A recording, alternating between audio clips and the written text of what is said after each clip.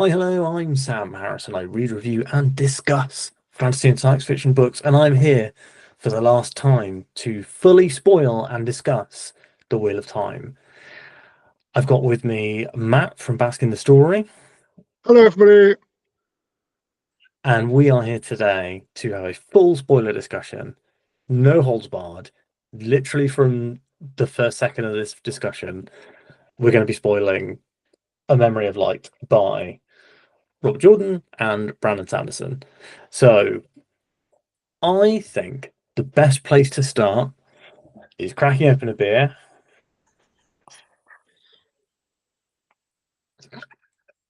Can you imagine if it had exploded everywhere, That ruined the video, covered would have my been very book? climatic. Didn't even consider that. I was like, maybe I shouldn't have opened this one on air. Um, I think the actual best place to start is Matt. What did you think of this book? It was a great conclusion to the series. It was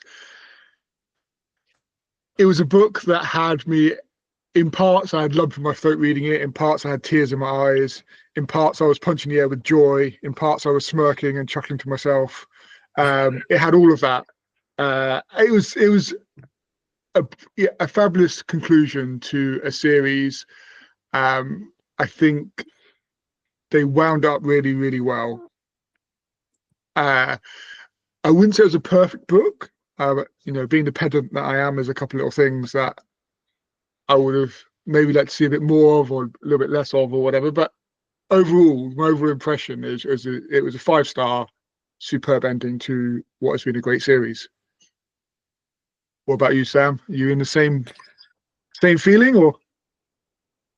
Yeah, I absolutely agree. I think, like you say, 5 star, fantastic ending. Um, there, I have really like two problems with the entire with the whole book, the whole kind of ending, the way it goes. Um, that's probably not the right term. Yeah, I have two minor issues, but I feel like as a story, I yeah, as a story, I've just had a fantastic time. I thought the book was really well written, much better than I was almost expecting. Because Sanderson's been very good all along this process. Like ever since he took over, I never really felt like, oh, this is a drop or a dip for the series. But I felt like this one in particular was really strong. I think he knew it had to be. Yeah, and I think this one. I mean, as you know, these are the first Sanderson books I've ever read. Um, Mm, so it's been an interesting introduction. But from the three books I've read, which he's co-written, I suppose, rather than purely written, uh, my viewpoint is this book plays a lot into his strength as a mm, writer. He absolutely. seems he seems, and even in the Gathering Storm, it became apparent that he's very good at writing action that seems almost, well, epic, but cinematically epic as well in the way it's written. Absolutely. And it's fast paced, and it's quick, and he jumps between characters probably more than Jordan did. We saw a little bit of Jordan do that Mm. in Is it whichever Knife of book it is, where they Dreams?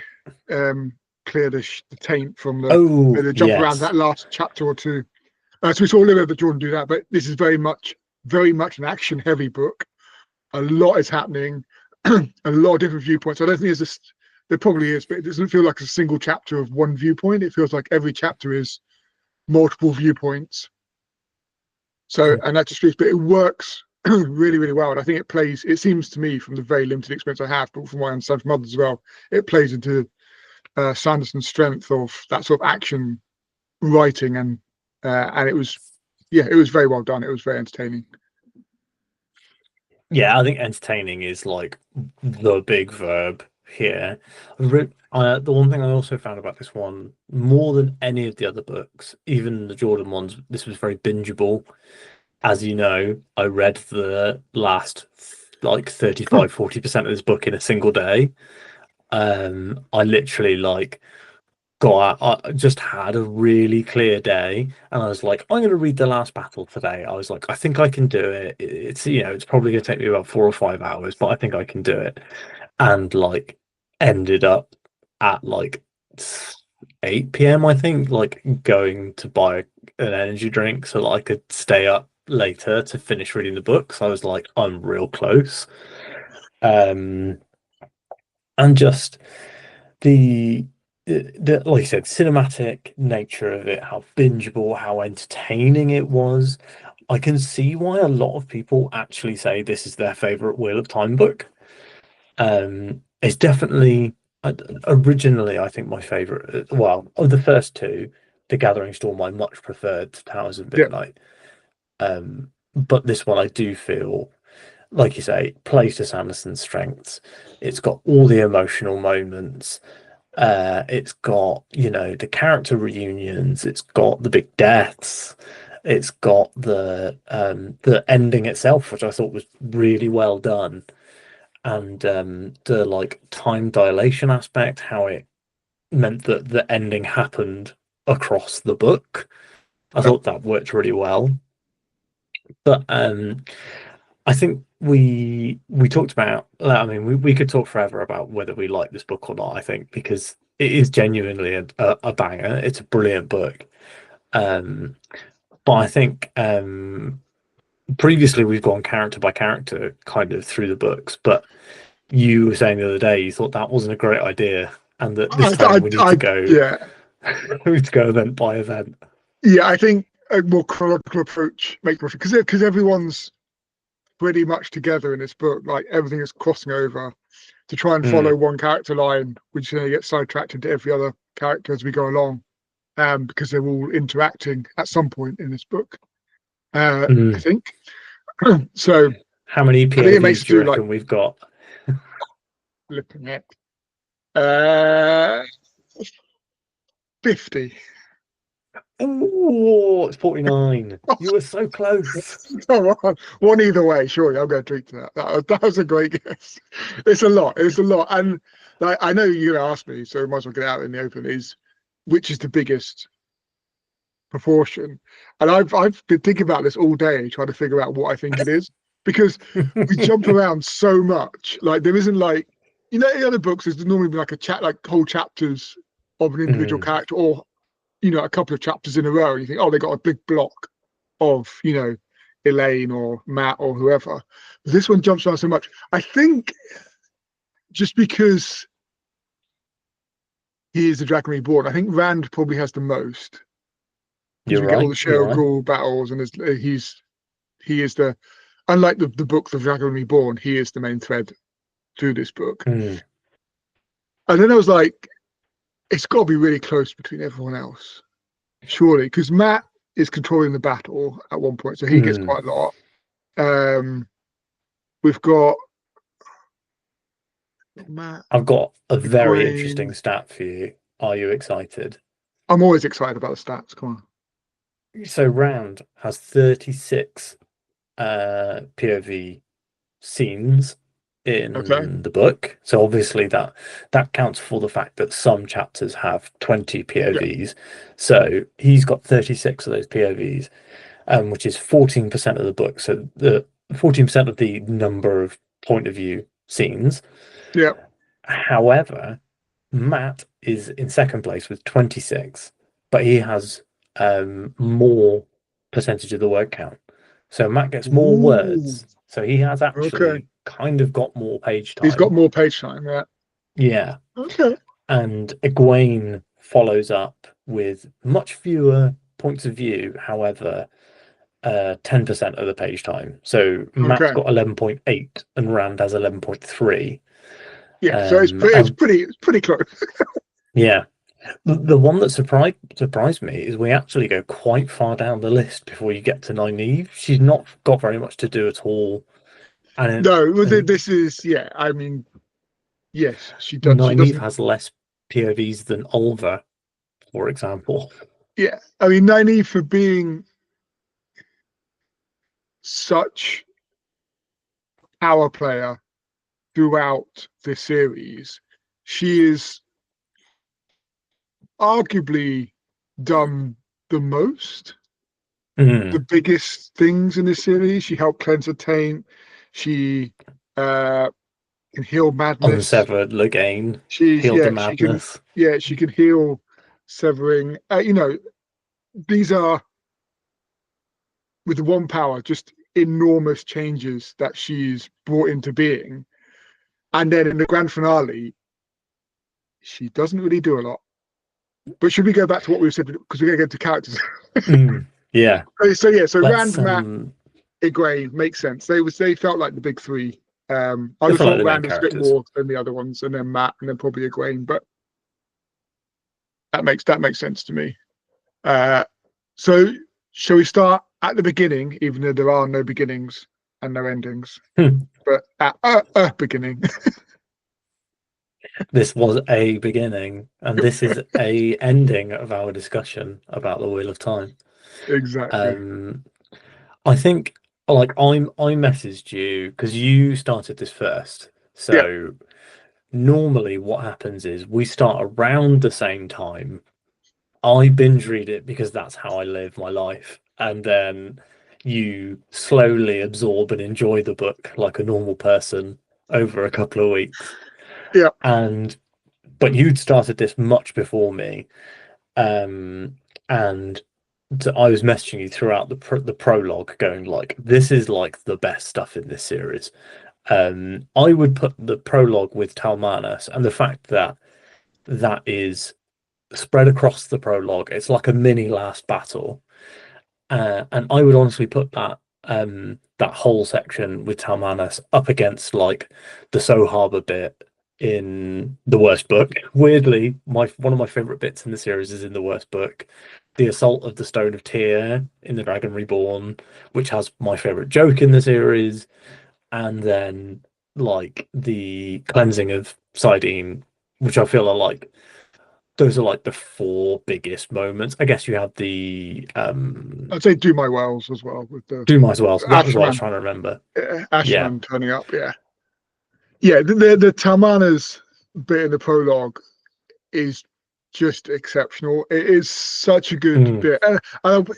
I'm eager to go back because I've really liked Palmanis from the Gathering Storm and his interactions with mm, Matt in the Gathering Storm, where it's just taking the mick out of Matt like constantly. And I was like, I don't remember him being that amusing before no.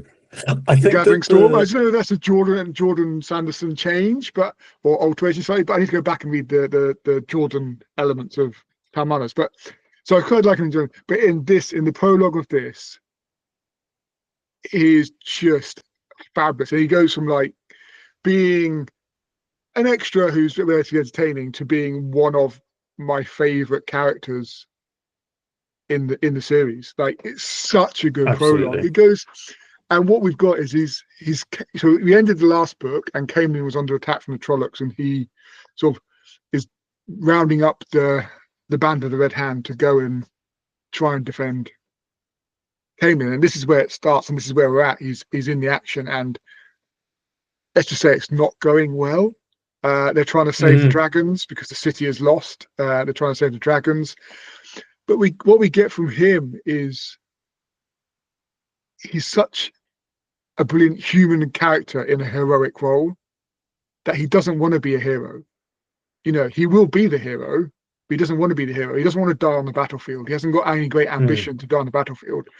You know, he wants to, die of old age while reading a book at home. And I'm like, yeah, I'm with you. mm, That's but he knows this is what is the right thing to do, and therefore he will give his life to it. And then he just starts. He defeats Midral in a fight as well. Is just epic, and but he gets wounded by one of their blades, doesn't he? In the mm, fight, and he starts like his skin just starts like blackening and sort of dying off, and but he just continues to fight, and then he goes.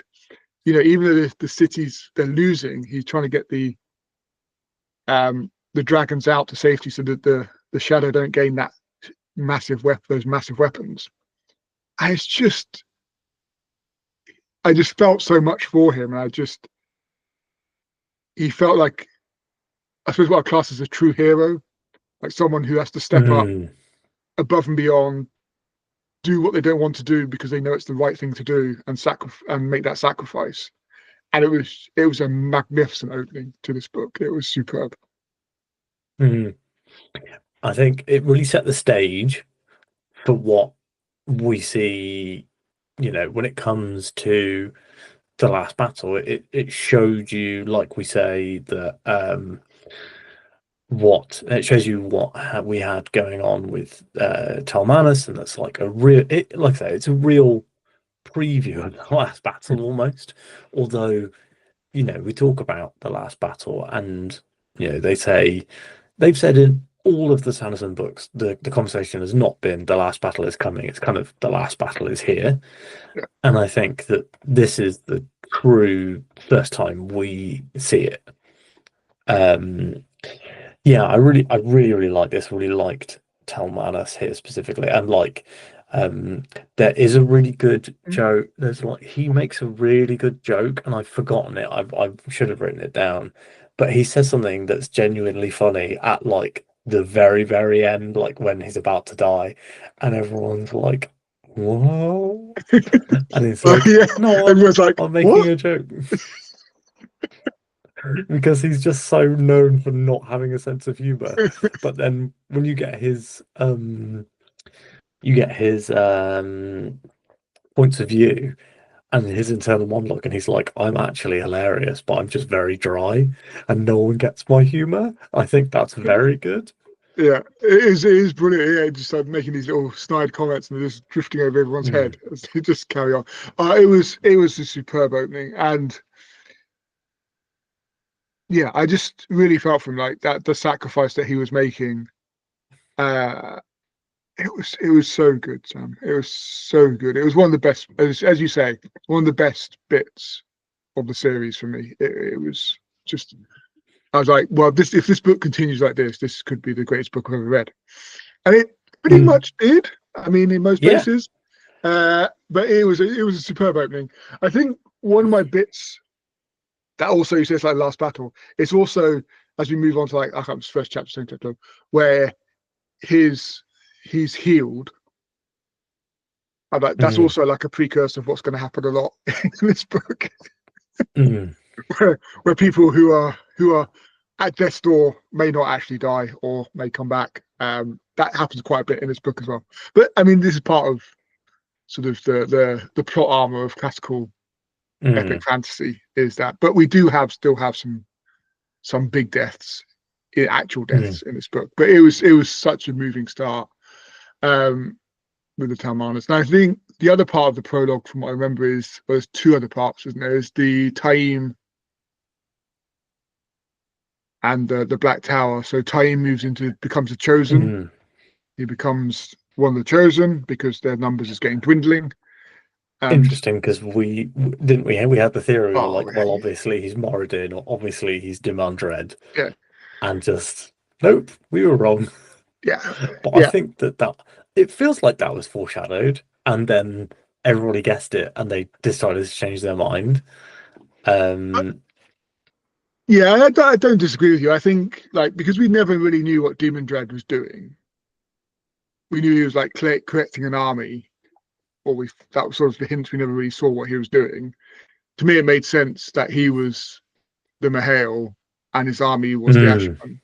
And creating that force. And obviously, from day one, Taim and the Black Tower were like, "What is Rand doing? Just pay attention to what's going on there because this is obviously not going to work out well for you." And we were proven well and truly right on that front. But anyway, so Taim has about moved. 17 books after we thought. Yeah, exactly. Um, so Taim becomes one of the chosen. So that wasn't any great surprise, other than as you say that he wasn't already one of the chosen, but he is now. Mm, Um, and we also get the point of uh, Androl and Pavara, mm. and they sort I of really liked Andral and Bravara across this book. Apparently, they're quite controversial as are they? characters. Yeah. I so they're. I'm assuming they're Sanderson characters. 'Cause I don't think they weren't in before the Gathering Storm, were they? I think in the first series. Androl is a Sanderson character, but I'm Okay. pretty Oh, certain Pavara, Sorry, Pavara's definitely in it before. Yeah, sorry, I because was she's mistaken. the Yes, red that's Androl. leading the hunt for the Black Yes, that's Archer. right. Yeah, because her family was killed by the Shadow. Yes, that is She's correct. the red So that's yeah, not very red. it's not very red. Yes. Um. So yeah, so Androl, I don't think I've seen before. I quite like the characters. I like obviously they were having to work together to stop Taim and free Logain because he's got Logain captured, and they're trying to Mm, turn that was good. Logain to the Shadow. And we see some of that as well, and that was really good. But we know that Androl is very weak in the power, and all he can do is traveling, but traveling's not working around the Black Tower. And we sort of Mm, know that's probably because of a dream spike, because we saw the same um, previously in the mm. previous books that I prevented it. quite So that's like I quite like how Sanderson went into the toolbox. He went into all of the Wheel of Time toolbox. He was like, right, I want to use Dream Spikes again. I want to use Grey Men again. I want like he brought back all the thing like Dark Hounds again. yep. Like everyone, every tool that he had that Jordan had written and kind of cast aside after the like this is pretty fun. He pulls back and he's like, no, I'm bringing it back. Interestingly, looked it up. Androl is from Winter's Heart. That's where he first Okay. shows up. So he's both Okay. So it's Androl and much earlier than I Pavara thought. are Jordan Is characters. he? See, I Mm. don't remember him before. Obviously, he gets a bigger, Vastly much expanded bigger, by yeah, Sanderson, much I bigger think. role. Yeah, much bigger role in later books. This is why you have to go back and reread the series because you know Mm. there's another bit that comes up later, and I'm just like, where the hell did that come from? But I'm assuming it is in the earlier books. All kinds of. But yeah, Mm. so I quite like Andron and Pavara. I like that we got a view inside the Black Tower from an Ashman Mm. what was going on, and that you know the camps within the Black Tower, so Logain and Taim camps, and how people were being turned and coming back different. I enjoyed that. I enjoyed the bit where they go to try and rescue Logain, and then they're like, I can't Mm. exactly which order it all happens in now, but Pavara joins a circle with Androl so she can lend him his power. But then he starts drawing on it, Mm. going, "Oh wow, there's so much power here." And he's used to only a little Yeah. trickle, and then he basically does. He sort of grabs hold of it, and then she sort of is like, "What the hell are you doing?" And then to like take it back because he's not listening to her anymore. She bonds him, and then he retaliates by Mm. bonding her immediately. So they're dual bonded, and obviously we've never seen that before in the book. And I No. really liked what happened. I like the fact that because you get like the single bonding where you can start to feel Mm. how the other person's feeling, and it sort of gets that like Baguetta and Elaine are a prime example where you know you sort of get the one gets a bit upset or angry and it follows into the next one. They sort of builds on each other as they sort of motivate. They feel each other's emotions more and more. And with Elaine being pregnant, that it can be a bit erratic. But Mm. having them both Andro and Pavard bonded each other to take that one step further, where not only can they feel each other's feelings, but they can hear each other's thoughts and basically, Mm. become telepaths, but they can just talk to each other by thought alone. I really liked it. I thought it was a really nice, interesting twist, and it's an interesting point of, the male half and the female half working together Mm. in a purely cohesive, collaborative way, to Mm. be better than they were previously as Yeah. individuals, to be stronger and I I think you can see in Pavara and Androl, you see a lot of Jordan's. I think Jordan's like ideas and themes for the story playing out in their relationship. They're like, how they're very clearly weaker when separated. They because as they grow together, they get stronger, and then Androl who is, seemingly useless, becomes incredibly powerful later on in the book. oh Um, in a fantastic scene that we'll come back to later. yeah, Um, but yeah, I think the prologue for me, the prologue was a real statement piece for the book that was like, this is what you're getting. It's, you know, political intrigue with Matt in Abu Dhar. It's the, scrappy force of Androl and Pavara and the people kind of loyal to Loghain. I really enjoyed the forcible turning to the shadow stuff. I thought that was I don't know whether that was whether we'd seen that before, but that's definitely I know that they talk about how grey men they undergo a ritual to become grey men, and I'm like, Yeah, is this basically grey men but for channelers? That could be it. That's kind of thinking along those lines. I was like, that makes a lot of sense for me. I'm like that. That sounds like what where we're going.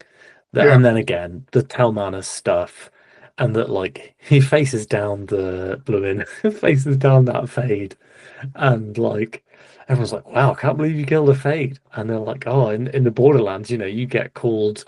I can't remember what it yeah. is. It's like, You get oh, you special get name. this yeah, you get the special title.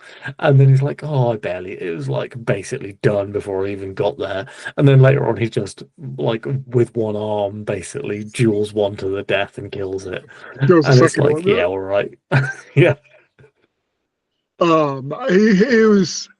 Yeah, I mean, we could wax lyrical for hours just about the Telmani scene because it was absolutely. He was a fantastic. stunning start and it was a beautiful moment and everything about that bit for him was just superb and it just set up the book so well, as you Mm, say, and there are parallels that run through with that and the last battle and various other battles that go on within this book. mm, Um, so just on the Andro and Pravara bit, when they're trying to rescue mm. Logain, should we do that bit next? Because I think it sort of flows into that bit. So they sort of try and go and Yeah. rescue him, and then they sort of time they get captured, and then Taim's turning people using 13 midrals to increase the amount of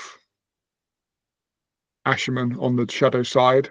Dreadlords, that's the word they call them, isn't it? Dreadlords. Lords, yeah, that's what they call them. Yeah. Searching for the word in my head, Dreadlords. So, increasing these arms of Dreadlords.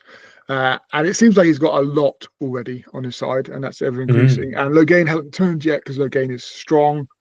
But then they look to start turning women because it's easier for a woman to turn a man than mm. vice versa.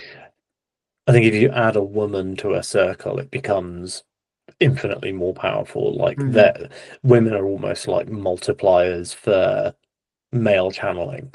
So if they've got the murderer, they've got the men, adding a couple of women, and it would be very, very hard for Logain to resist, even though he's powerful. And I like the idea that you're like the amount of power or like the connection you have to the one power is like a big factor in how strong you are. Like Rand can't be shielded because he's like, well, I can just hold so much of the one power, you can't shield me. yeah, yeah. You can't And put a Egwene flimsy does the net. same thing, doesn't she? Yeah. Yeah, you can't put a Can't, flimsy net can't put a over net this on me. great I'm on source of fire. power.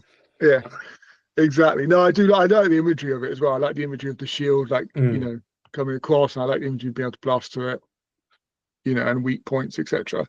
I think it's all really good. But then the other Ashmen that's sort of on Andrew's and Logan's side come and try and rescue them. It gets a bit mm, messy. There's a big fight. Taim turns up, and then they start. I think it's Taim starts firing balefire at them, and Andor mm, managed to make like the smallest, tiniest little gateway that's ever been made. Just and he mm. opens it, and then he opens it up behind the guys who are firing the balefire. So the balefire goes in it and comes out behind them and just obliterates some of them. It's like, oh, genius. Brilliant. Absolute genius. I may only be able to do gateways, but boy, can I do a gateway. And that comes back later as well. Right? Yeah. Just the master of gateways. I think that Sanderson was really smart in going like, well, if he could, and he does this a lot in his other books, where he's like, if you can do these two magical things, how does that actually combine? How Yeah. does that work? And he often, I think, thinks of it like, okay, so the logical conclusion here is Androl has this connection to gateways. He can form gateways like whenever, wherever. He's incredibly good at it. Okay, how could somebody who could make a gateway be incredibly Yeah, overpowered and powerful? I was like, yep. And we've already seen Death Gates. yeah, Was Death Gates was that was Jordan, wasn't it? Death Gates. yeah. So That like was a few books back. That he was was already thinking about how gateways could be used offensively. And we've heard multiple times about being like, well, you can't travel over like anywhere because you just chop people's arms off yeah, by like slicing open a gateway, which I thought was really, like a really good idea. yeah. And we do see again when we come on to the last battle, we do see them start to use the gateways more tactically than what they have been Mm, previously in a war footing, which was quite interesting. It was brilliant to see. It was good to see the development of that. Again, a form of technology, a development of a form of technology within the world, and the development of battle tactics to adapt and use gateways for various reasons. mm, Um, I do enjoy that. That we're not stuck in this is the way things are always done, but actually this mm, we've rediscovered gateways, and then slowly over the books we develop and learn more ways of utilizing those gateways for other activities. mm, So uh, that was really good. So yeah, so Andor and Pavara, they then escape and manage to escape with Logain. Um, I don't think there's anything more to say about that, is there? No, I think that's kind of the end of where we're at prologue wise. I think you do get Matt in Abu Dhar talking about how people are trying to assassinate Tuon. Oh yes. I like the like ongoing joke of like, oh yeah, he's only trying to send like rubbish assassins, so that shows you that he really respects her and he doesn't want her to die. And it's like, what? Yeah, yeah. No, I forgot about the map, but yeah, absolutely. Yeah, he's picking. He's only picking local assassins. If he really want to be dead, he picks some Mm, Sean assassins. Yeah, I mean, it's a like the whole Sean Chan approach to leadership and life is odd. Uh, mm, I will come on to the piece of Merrilor in a bit, the piece of the dragon in a bit, because it gives a view on the Sean Chan, which isn't necessarily positive, shall we say? no. Even Uh, more so than we thought. So I thought that was fascinating. But yeah, so Matt and he kills the Great. Well, he doesn't kill the Grey Man, but he prevents the Grey Man from assassinating Tuon when no mm, one else noticed. Even um, oh god, what are the bodyguards called in the nice, really black, the dark green armor? Death Death Watch Watch. guard. Yeah. Didn't even see him as he slipped through, but Matt did, and almost Mm, got killed for doing it as well because that's the way Matt plays. Uh, so mm, yeah, so yeah, so Matt saves Tuon. They're sort of back together, but she's fought Tuona now, isn't she? Not mm. Tuon. Let's get that right. Otherwise, she'd have us killed Well, as well. Tuon's still in the middle. So, so yeah, I think and then I suppose we could jump to like the Fields of Merlor and the Peace of the Dragon. Does that make? Have I missed anything out? Mm.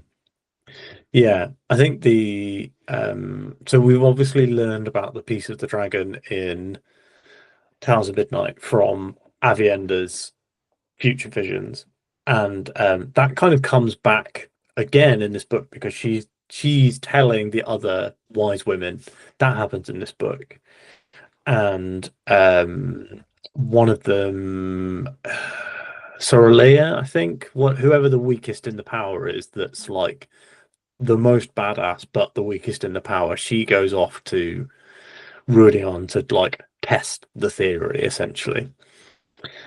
Um and oh, complete tangent. So in Towers of Midnight, Avienda meets that woman Nakomi in the desert. Yeah, yeah. Who the hell is she? Yeah. So yeah, so I as soon as I finished the book, I sat down and watched Sanderson's spoiler discussion of the Okay. book. So he's done similar to this, although obviously not as high quality. And Or some detail. I mean, what does he know about the book he wrote? yeah, absolutely.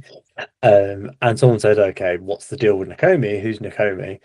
And he said, he saw Nakomi as the avatar of the light in the world. So how the Dark One has that Murderal, Yeah. Shidar Haran, Yeah. who is basically like his hand in the real Okay. world. That's who Nakomi is. Was he thought of Nakomi as being that character? Um, and that scene was fully created by him as well. So that's not that no Jordan notes, no nothing. That's all Sanderson going like, I felt like this character should like a character like this should exist, and this Yeah. was our point to put them in, which I thought was really interesting. Okay. Yeah. Um, there's a few things that get kind of short shrift in Memory of Light, and a lot of it is because so much is happening that that you get fairly important things that kind of almost feel tacked on at the end.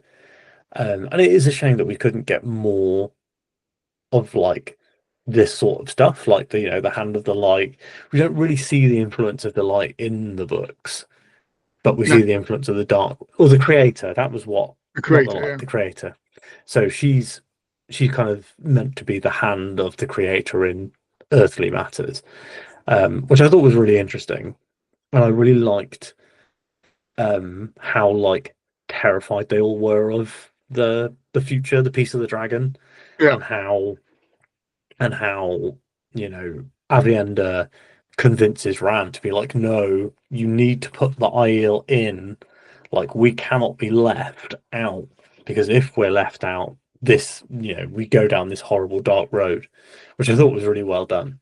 Yeah. I thoroughly enjoyed that because we had. I think it was the end of the last book where Avienda's sharing her visions with the other Bear and Amis and Somalia, etc. Mm, And one of them says, "Well, what were the names of your children? Just mm, name one of them something different. Just change the future by doing something simple like that." And this is part of it, or the way I see it. This is Avienda's approach to preventing that future vision happening by mm, forcing Rand to put the Aiel in his piece of the dragon, and he does so by making them the police force of the world. Basically, they are mm. to uphold the borders and use their form of justice to punish anyone that is causes any infraction against the dragon's peace. The United And Nations of of Randland, basically. yes, yeah. So I really enjoy, and I quite enjoyed the whole scene of Rand and that piece of Meldor discussions in the tent, Mm, and the way Rand comes in with like his three demands that was it peace for 100 years. um I have to break the respect your seals. borders. I Yeah, have to peace break for the 100 seals. years. Yeah. No one breaks any borders. The borders remain as they are now, and nothing changes. um I have to break the seals, and I command all the armies. Mm, And effectively, he leaves with maybe one of them yeah. by the end of the negotiations.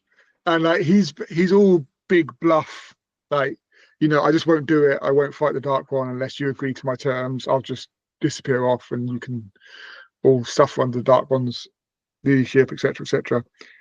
I think it's fairly convincing, Mm. but I mean, they're like, it doesn't really work. I And like that we get a eventually, lot of that scene from his point of view, so we know that he's bluffing.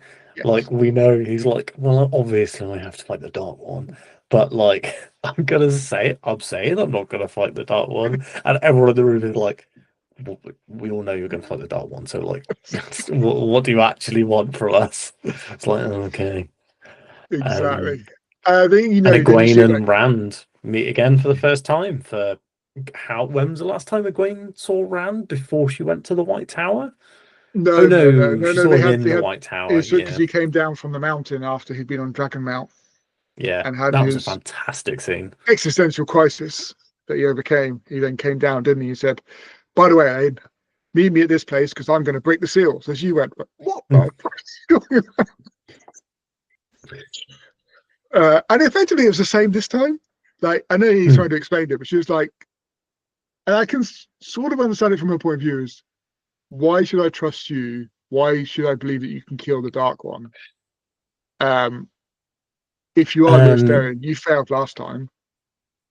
so a very quick note to everyone watching: we have had just to quickly end and restart the call because there was some issues on my end and I couldn't hear Matt very well. And I don't know whether that's coming through to you guys on the recording. Hopefully it wasn't, but we're going to carry on from the Dragon's Peace section. We were talking about Egwene, how Matt, Rand, and Egwene had met already, but this is like kind of their first real conversation, it feels like. Yeah, it does. And I think I sort of understand it from McGuinn's point of view. Is like, why should she trust Rand? They haven't really had much interaction other than that one interaction. Mm, And, he has grown a lot and absorbed another personality. He is also Lewis Therin, the mm, Dragon Reborn, and she is now the Armelin Seat and, a pretty badass Aes Sedai as well yeah. within that. So, and she takes her responsibilities quite seriously about protecting the world, etc. And what he's saying by smashing the seals, to release the Dark One is a great Mm, risk because if Rand is wrong, the world ends. yeah. Uh, so would you take that risk? And she's like, you can't break the seals. So effectively, this whole and it was like, where does Sean Chan? If the Sean Chan aren't involved in this, what's the point? It doesn't make any sense Mm, because they'll just do whatever the hell they want and they'll just you know war and kill us and enslave the Aes Sedai, etc., etc. There's no peace without the Sean Chan being involved, and we won't sign up for anything unless you get the Sean Chan involved. And it's all pretty much falling apart quite mm, dramatically, and it gets to the point where Rand's sort of storming out in frustration, uh, and then who comes through the tent door but Moraine, and it is a beautiful moment for her. It is really her moment of the entire book, I think. Like, it doesn't really mm. have She another, doesn't do that much later on. which I think is surprising considering how much was put in to bring her back. Mm, That I know she has a part to play, later on in the final battle, but a bit like Nynaeve, her role within this book feels quite diminished from the roles they've had in previous books and the build up of getting Moraine back mm, for this moment. But she has her moment now, and um, basically just quotes the prophecies uh, to the people there, just saying, this will happen, this will happen, this will happen. And, mm. what she said about the seals, she says, no, you're right, Rand won't break them, you will, Egwene. Yeah, that's a great line. uh, Um, so she's just, she's dictating, she's back to her great self, yeah. dictating how things are going to be to these silly country bumpkins from the Two Rivers who don't know anything. And it was great. It was a wonderful scene to have her back, and it worked well because that scene was descending so well, and then her as the sort of X factor put into the scene just Mm, turns it all around. Not all around, but turns it around that a deal can be salvaged with people there, and people agree to sign up on the basis that Rand then goes to Sean Chan and gets them to sign up to the peace as mm, well. Otherwise, there's no deal for anybody. And so that's what Rand then goes off to do. But before we get to that, what I like, and this is a continuation of what's happened in previous books, is Rand's mm. impact on the world around him.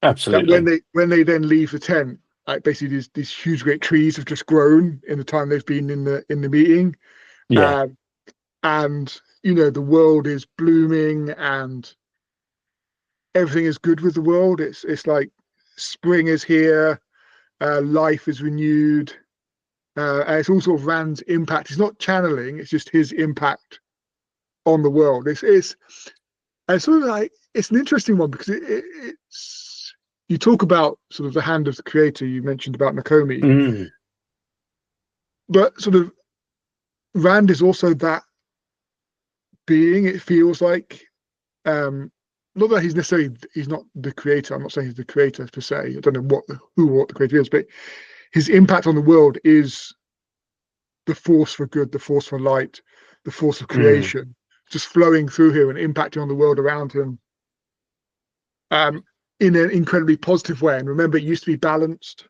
within him that yeah. good things and bad things would happen. Then it was generally only bad things when he was having his crisis.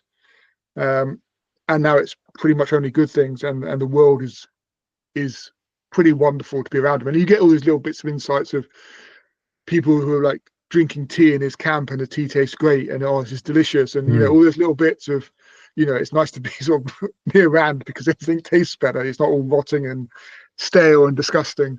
Um, mm, so I did really appreciate that continuation of that development of how Rand changes the world around him and how that changed over mm. the series to this point. I really liked, I really liked that section.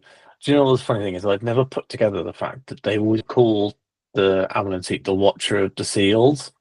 And I was like, oh, the Watcher of the Seals, that's a great line. And it's like, oh, no, it's actually like it's a thing. It's really important.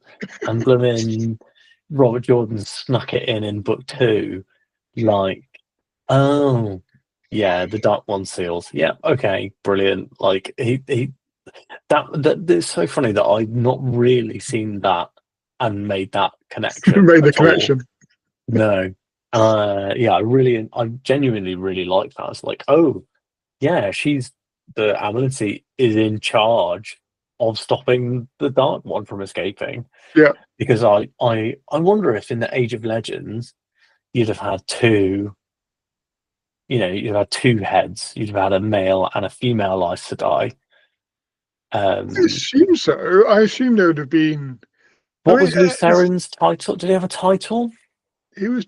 I mean, I don't He know. was He the was the dragon, wasn't he? He was the dragon. dragon. Yeah, So would you have had the Amalency and the dragon? Would yeah, they because have they got like been move it to the dragon's tooth being the dark mm, side of that. But is that is this? What that we get into? since or Yeah, yeah, is that a sort of a follow on after the events of the original dragon, or is that something that's always been the case? Yes, interesting to hypothesize. This is what's brilliant about the series. There's so much world mm, building that goes on that you can just go down these little alleys of, well, what does that? Where did that come from? How does that work? And mm. why is it like that? But And another interesting decision from Ran to make Elaine in charge. So he's like, Elaine, you're in charge of the armies. Like, this is your job now. Very funny that Rand's gone full nepotism and given all of his mates big jobs. I mean, yeah, that is 100% true.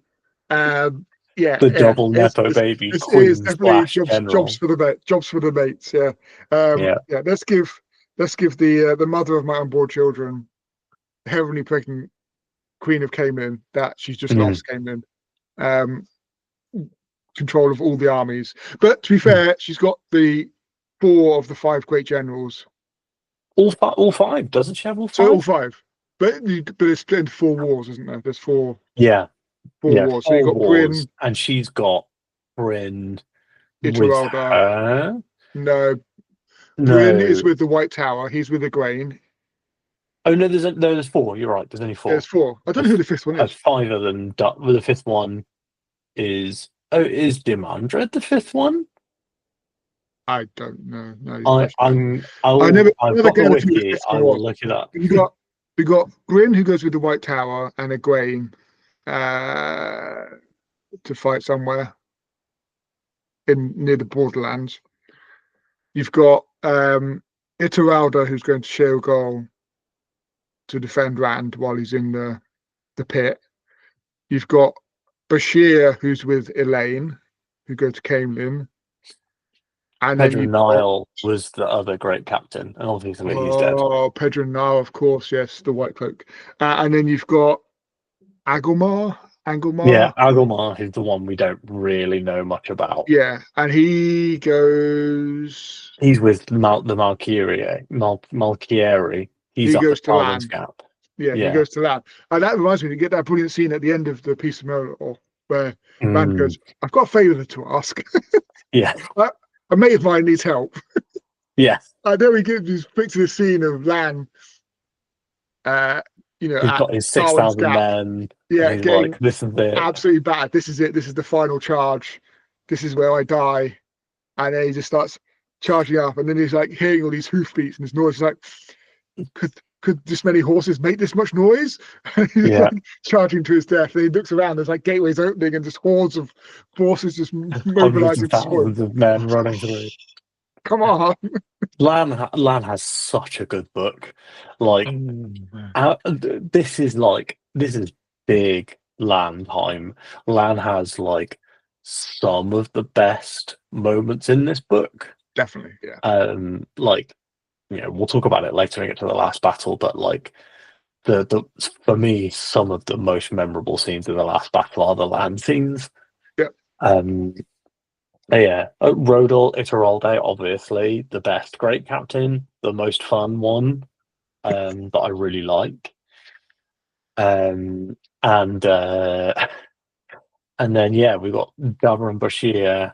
obviously absolute classic Wheel of Time character. He's been in it since what, like book three, book four?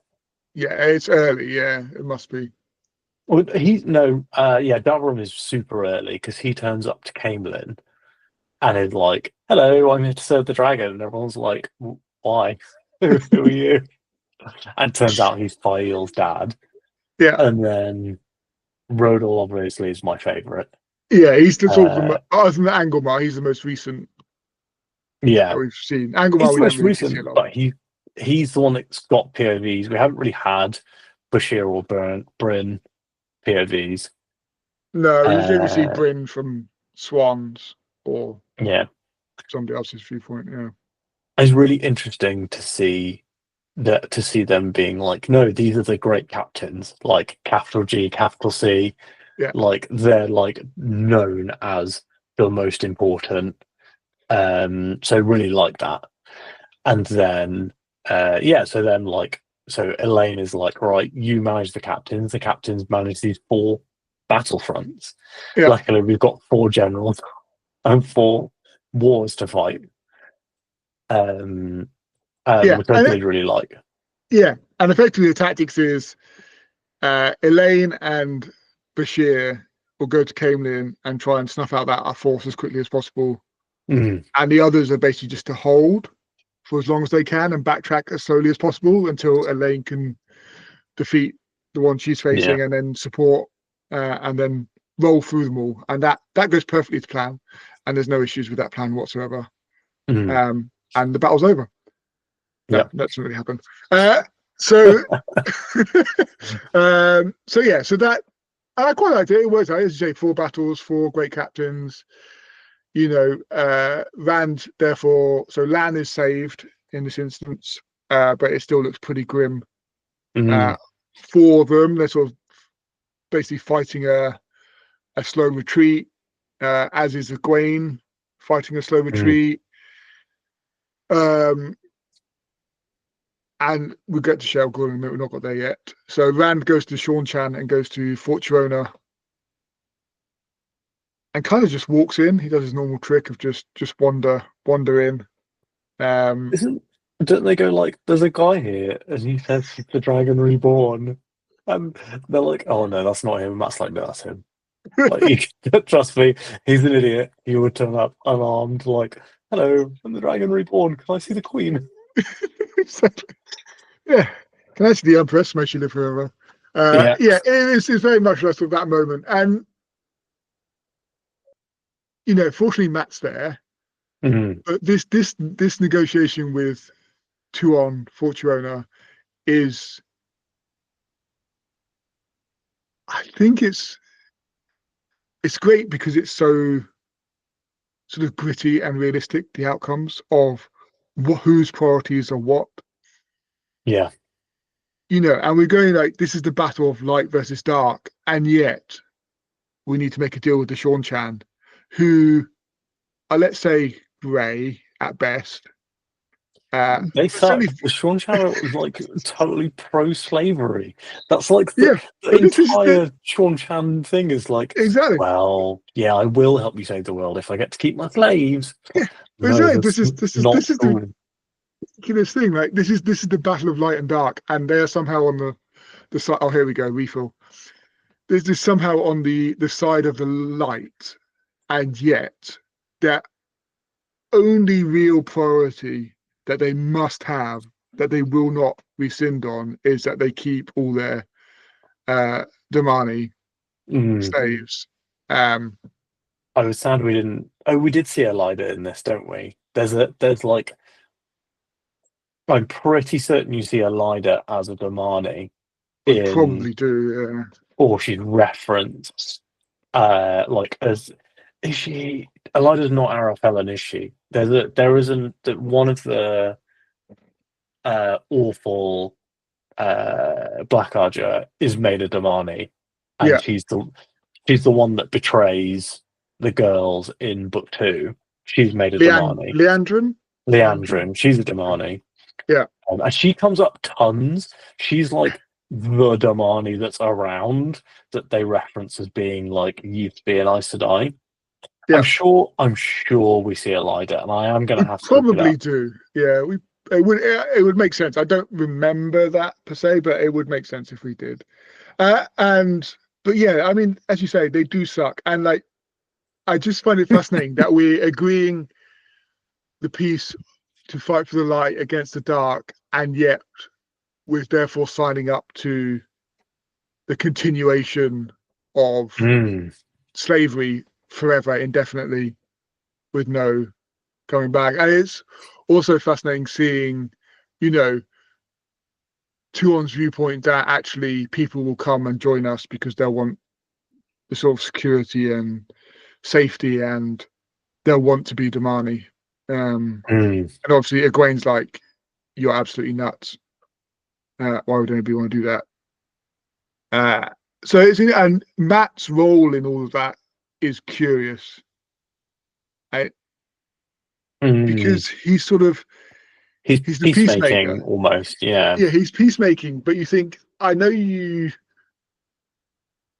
very much like Tuon, I but really liked her I early mean, on. I don't like her, I think, in the Sanderson books. I think she kind of falls off. no, but I think, but that to me that makes sense because she becomes Empress. Like her role Mm, changes. Like in the Jordan element, they're mainly with your favorite group of characters yeah, in the circus, and their relationship developing is actually done, I think, quite well, yes. I um, think their relationship's the compared most to all the other organic relationships that are done across the series. in the series. It's not an incredibly high bar, but it's done quite well. It's probably the most believable in that sense, and Mm, you get to see Tuon, but then when she becomes back to the Sean Chan and she becomes Empress, you do get that viewpoint that actually Matt's impact on her is minimal. Like yeah, he has, one could argue he is changing for her, but she has not really changed for him. Like her role as Empress is still her role as Empress. yeah. And Um, she's not as loyal to him. no, She's like, oh, you've got to give me some children before either I or somebody else assassinates you. yeah, It's like, yeah, oh, maybe don't assassinate your husband. But apparently that's not a thing for the Sean Chan. the Empress. Yeah, so it's very weird. And yes, so but I'd like the fact that that was the case. That actually we have this Mm, sort of darkness within the forces of light. They're not all fighting for their freedom like it's mm, Braveheart. Uh, Actually, there are other priorities that mm. are leading to them to fight this You see a and lot of maintain their selfishness power. from the kings, don't you? Mm, When he's talking about the dragon's peace, and a lot of the kings are like, well, I've got to be able to invade Murundi. Like, how can I not? Like, it's my divine right as king to be able to invade Mayenne. It's Yeah, like maybe not actually. Um, I think Baby Ran might actually maybe have a good idea about this. yeah, and it's all right for your queen Elaine, who's now got two kingdoms Mm. that she's got to keep forever. It's like, oh, yeah, I'm all right with this. Actually, I'm okay with the dragon speech. Like, yeah, sure you are. So Um, yeah, I mean but it feels real because it sucks. I think is my point here. mm, It yeah. feels real because there's grit and it's not all nicey nicey. Everyone is doing self-interested. Some for, in my opinion, morally horrific things that their interest is involved in that they wish to maintain.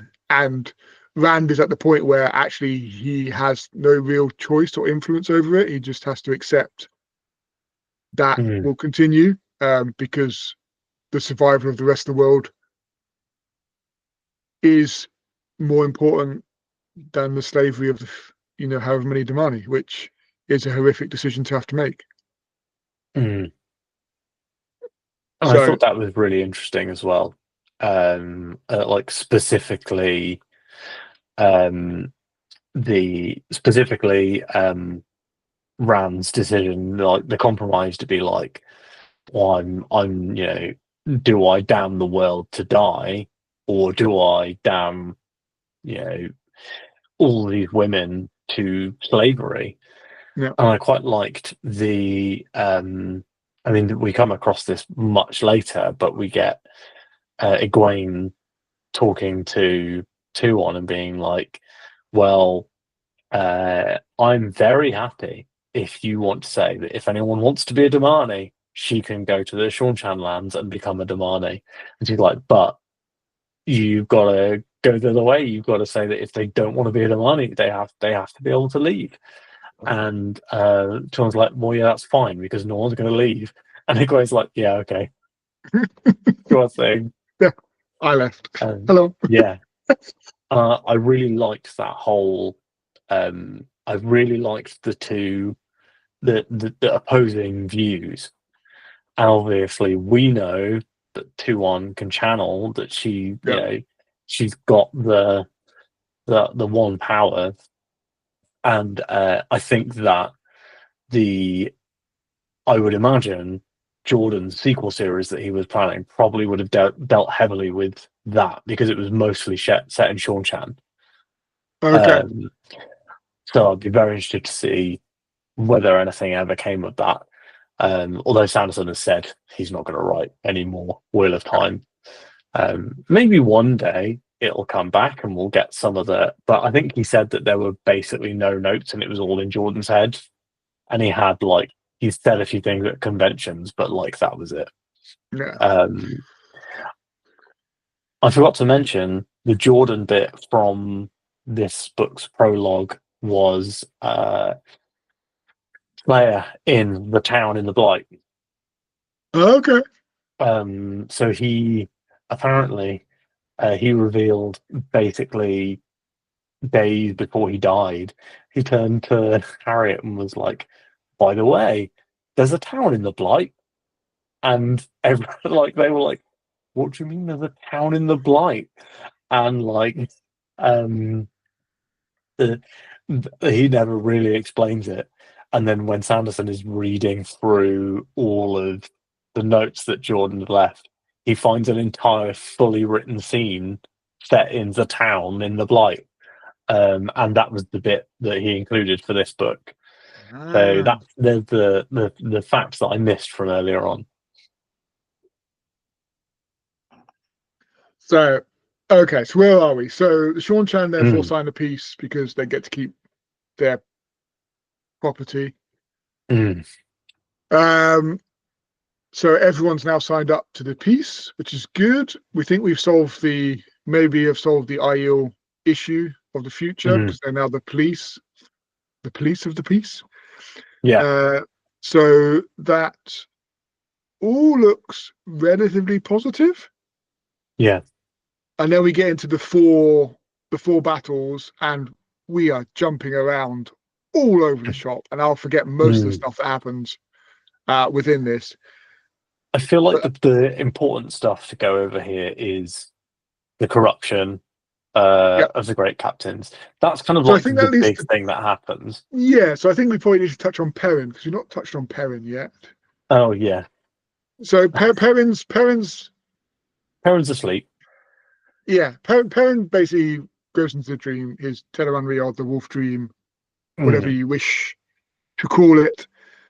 Uh, and his plan is to kill Slayer. Yeah, That's basically it because you think, that is his involvement. He's one of the chosen. Is Slayer one of the chosen? No, he's not. I never He's like quite. He's not a chosen, but he's like this.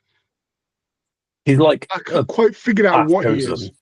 Yeah, Yeah, well, he's because like one of this. he's He works for the chosen, but he seems to work for different ones at different times, depending on who calls on him. Because he has this yeah, ability to slip in and out of the dream world at will.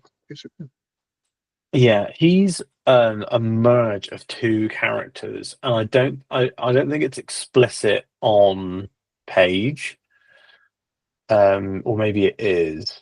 So Lord Luke Yeah. is Luke Mantier is one of the halves of him, and Isam is Lan's cousin.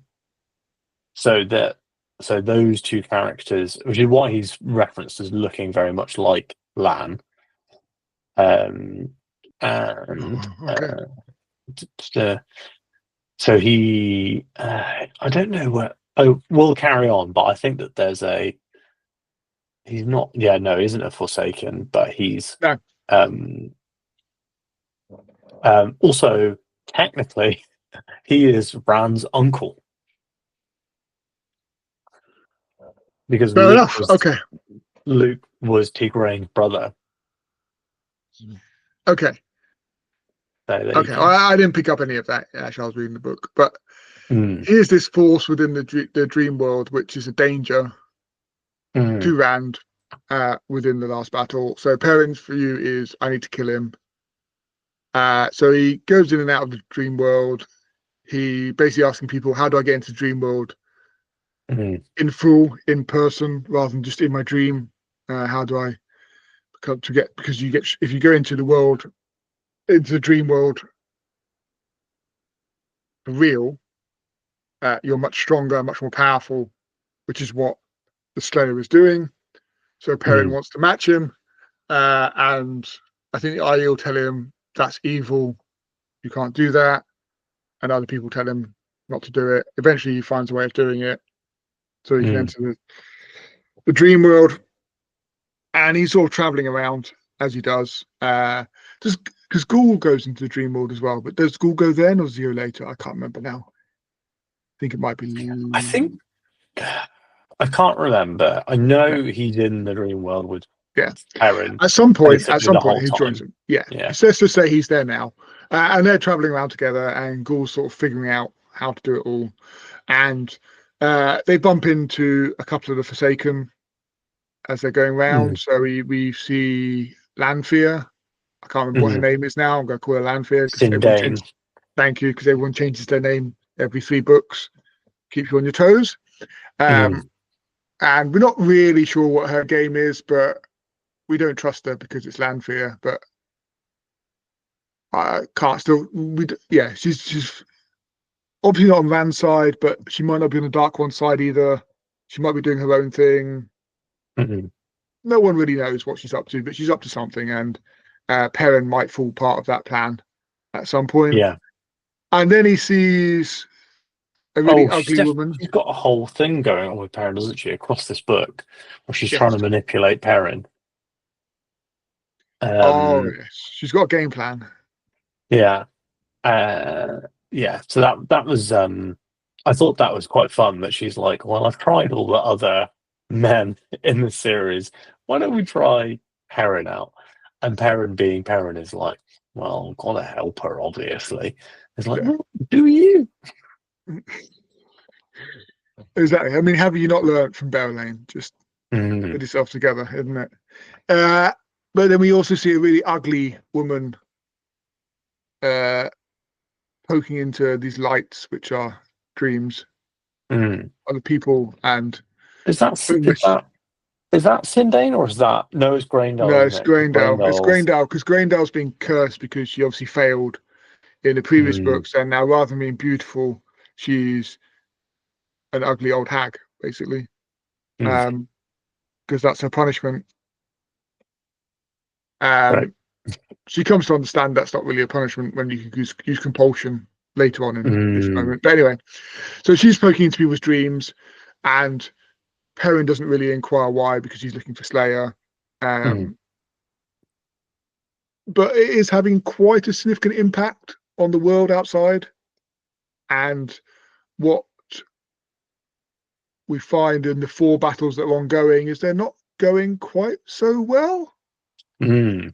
Um, It's and going quite poorly, you might say. yeah, and things are going slightly wrong, and like mistakes are being made, and the great captains are exhausted because obviously they're trying to keep their forces going, but they're hugely outnumbered, and they seem to be making odd mistakes or tactical Mm. decisions that don't seem quite right, and we start to see that It across like starts with land. Agelmar, doesn't it? So, and Yeah, like, someone it's a good choice because he's the one we know and trust the least. least. Yeah, So you're like, okay, Agelmar's probably a dark friend. Like yeah, that's where I was thinking it was going. yeah. And then you're And we like, had the, no. and I think also we had when we met it early on in Itaruda when he was in the Borderlands, there was the dark friend who was in charge of one of the cities that wouldn't let him in. Mm, And I was like, oh well, perhaps there's another dark friend in this leadership role. Um, mm, so yeah, I agree with you. You start to sort of get this impression. I think someone reports to Land that Agelmar's made this odd decision of putting these resources back or sending other people away or something like that, and left a bit open. And Land sort of confronts him. He's like, Agelmar's like, yes, I made a mistake. Um, but don't worry, you I'm know, going to fix it. Don't I'm worry. going to fix it. It's these things And then he happen. tries to kill It's himself. not yeah, it's not looking great. So it starts that question like Dark Friends. Who's are the great captains all good? Are Yeah. they not good? What is going on? Because we've like as you say, we've known Bashir for flipping Yeah, like forever. 10 We've known books. Yeah. Bryn forever. Like Mm. they can't be He's Dark in Friends. like book one. He's in book one, Yeah, isn't he? he Because is in when they book go one. to Yeah, Camelin, he's yeah, with Morghese at the time. yeah. When They're Rand climbs together over the and wall. comes over the wall. Yeah, They reference that again in this book, don't they? I think they do. Yeah, Which I yes, really, I do really like the full circle stuff that Sanderson manages to do because he's such a fan yeah, and because he can go like, well, actually, back in blah blah blah, like, and like I said, he uses the whole toolbox, which I really liked. yeah, I yeah. saw, And he, sorry, go on. uh, I saw a really interesting quote from Sanderson that he didn't want to invent new spells. He was like, I want to use weaves that had been used before in the Yeah, series, but I wanted to think about how I could combine them or interpret them differently or how I could use them. And he was like, and he said that as a aspiring writer, he thought gateways were like the coolest thing, and that's where a lot of Androl comes from. yeah, And Androl also was a suggestion from the editors, the Team Jordan. They were like, because he said he wanted a point of view in the Black Tower. And they yeah. were like, well, how about this Androl guy? He's been mentioned, but we don't have enough of a character around him that he can kind of be your own thing. And he Yeah. was eventually combined with some notes that Jordan had written about a character who was going to be a leather worker. And so he was Okay. like, Oh, right. right, let's Okay. get Yeah. all Yeah. these things together. Yeah. It's really interesting to see how he chose to write these books because he had the big moments were there. Mm. They were either written already or Jordan was like, these explicitly are the things I want to happen. Yeah. So the big death in this book was already Jordan had already said he wanted to do it. Okay. Um, and Sanderson, and they said to Sanderson that he could undo that if he wanted, and he decided to preserve Jordan's original choice. which I think is brave in a way, but also kind of makes sense. But anyway, let's move back. I'm facting, That's facts and absolutely triviaing. fine. There's so much going on. So yeah, so we've got the full battles Mm, going on. Rand enters Cheryl Gould and the Boar mm, with Moraine and Nynaeve. yeah, and that's kind of why And they're both yeah,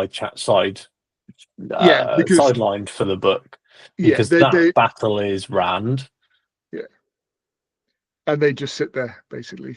Really, Mm, I mean, Nynaeve does a tiny little bit, but they basically sit there, and Tom sits outside protecting it. mm, Which made me feel much happier because at least I know Tom was there, and he does yeah, have the odd bit where he just like is assassinating people who are trying to get in under different disguises, and he's like, "Well, you're not that person," and just like throws a knife in their back and then hides them behind a rock to keep everybody safe. And I thought, yes, well done, Tom. brilliant. A great little role for him. It was a great little role. It was just effectively getting on, just sat on his rock, composing his great lyrical masterpiece about the final battle, and just Mm, assassinating people trying to sneak past. Brilliant. So that's good. That starts. And what you find is the closer you get to the boar, the more time dilates. So it takes, a minute where Rand is like several hours mm. in the real world. Apparently, the book takes place over 148 days, but Wow. Rand is in the Boar for what feels to him like a few hours. Wow. Okay. So that's There you go. how much it does. I think that Yeah. the last battle chapter, I think it says takes place over like 4 days. Yeah. So most of the book is, the preceding 2 or 3 months. Yeah. And I think Yeah. that the fights on the four fronts is intended to be a quite long period of time. There's a lot of time dilation in the book itself, where scenes that I think are supposed to give you a flavor of like a month in the world end up actually being more of a like this feels like a week rather than a Yeah. month. Yeah. I would have said, you saying it's like 148, like half a year, whatever Yeah, for the book. I would have said it was a month, maybe 6 weeks at yeah. tops. It's From interesting, the way isn't it it? read, yeah, the way it read to me as I was reading it, I would have said, because it feels like the four battles are going on for a few weeks, maybe. There's Mm, like the odd days here where things are going wrong and people are falling back and whatever else, and we've got that. And what it, I think Tam. I mean, I love Tam. Tam has really grown on me in the last few. Like, since he's come back into the storyline, man, what a man, what a you can father. tell you can tell Brandon Sanderson has a great relationship with his dad because Exactly. like Ham genuinely comes back in to this book, has maybe 5 scenes, and is a genuinely very important character to the story. Um, yeah, I mentioned earlier that I have two big problems with this book, and one of them is that it this series as a whole does not feel like it took place over 2 years, No. which is it's meant to have been 2 years from Eye of the World to the beginning of Memory of Light, and then it's Okay. around 6 months for the whole of A Memory of Light. And the thing that gets me is like, yes, like it could conceivably have happened in 2 years, but like, how long was it just like really hot? Like, how how long of those 2 years was it just really uncomfortably warm? Like, Yeah. I don't know if I could deal with that. In the summer in England, it's like 35 degrees for like 2 weeks and I'm done. Yeah. That is true. I mean, we timed the reading really well because we read the really hot books in the summer, the cold books as it got cold. We It did. was great. It was Oh, perfect. I was reading A Memory of Light while on holiday in Disneyland. So, um, right. So, just trying to get back on track. Where are we? Yes, So the um, we're so close to the last battle, yeah, the everyone. four You've wars been are going on. waiting for an hour. Yeah, we are getting there. The four battles are ongoing. They're all going wrong.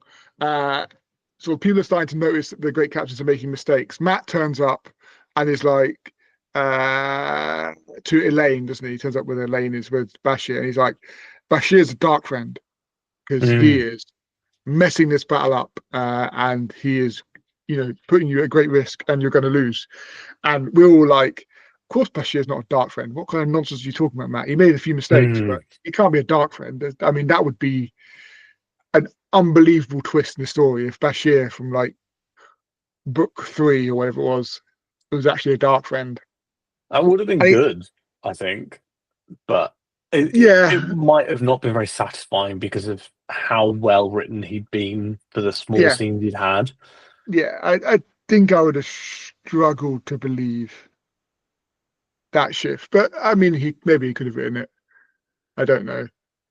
I think, but then we find out that actually they're all under compulsion. So when Grandel in the dream world is going to their dreams, she's basically putting them under compulsion. So she's the way she is quite cleverly and effectively winning the war is by taking control of the four generals and making them make little mistakes, and therefore opening up opportunities for the Trolloc hordes to descend and cause chaos. Mm, And the only all four of them are aware that they're making more mistakes than they should. The mm, only one that seems most self-aware is Iturilda. yeah. He's like, He kind of resists the compulsion, doesn't he? Of all of them, and I think I saw a note that said that it's kind of because of his PTSD from having lost the previous battle that he's okay, like, I can see that I'm making these mistakes yeah, in a way that the others haven't had that big loss, so they don't know how to do the retreat in saving as many people as they can, that sort of thing. yeah. Um, the thing that we have completely forgotten to mention Ooh. is something that Robert Jordan Brown has forgot to mention, which is Demand Red. And he turns up with the Sharans. Doesn't he turn up? Does he turn up in the full battles, or does he turn up at the final battle? No, he turns up I forget when he turns up. during the four battles and is the Okay. reason why Gareth Bryn's front starts to Oh, with collapse with all Egwene. the channelers. Yeah. Yeah, Egwene and Gareth Bryn's. So he turns up with the Sharan channelers. And I think, and this is kind of a mini complaint in like, I really just wish we'd had anything about. I think I messaged you and was like, it's very annoying that something has come up that has literally been referenced in a quote one time in the series What? before and is referenced like you know everything about it. Yeah. So I had this is one of my bugbears with the book. It is minor because it doesn't spoil the It doesn't book. ruin it at all, no. But I was I read it and I was like, who the hell are the Sharans? Mm. Where have they come from? Why are they so powerful? What the hell is going on? Who are these people? I have no recollection. I had at that point I had no recollection of them coming at any being mentioned at any point during this They entire aren't. I series. looked in the wiki. I was like, "Who the hell are these people?" And I was like, "Right, I'm looking it up. I'm looking it up." And I I was looked at like, that. The they okay, it I'll make says me feel a little bit better. it says all the mentions in the wiki of them, and it's like a quote in. I'm going to find it now so that we can I can tell Yeah, you what it because is. it was a bit there. I just went, this did You're like it didn't these guys. pull me a bit out of the storyline. So I was like, I don't understand who these are. Have I missed something massive in this series? Like, is there a little foreshadowing that I've missed somewhere? Because this felt completely out of the blue. And I was like, I Mm. don't understand it. And we knew Demon Dread was up to something. We knew he was in the background doing something, gathering an army, but we didn't really know where or who or what. But this was like, it just, It's the other side of the Aiel Waste, which is I kind of thought there wasn't anything there. yeah. Uh, So it just felt a bit, and obviously they're immensely powerful. We didn't know anything about them, and suddenly they're there, and yeah, and they're just slaughtering people. What I did like is Demon Dread is immense. Yes, very Oh, good character. Really oh. a great antagonist for Matt for this final book. Um, So I thought, and I think that's what saved this whole Sharon army turn up is that Demon Dread was brilliant within it.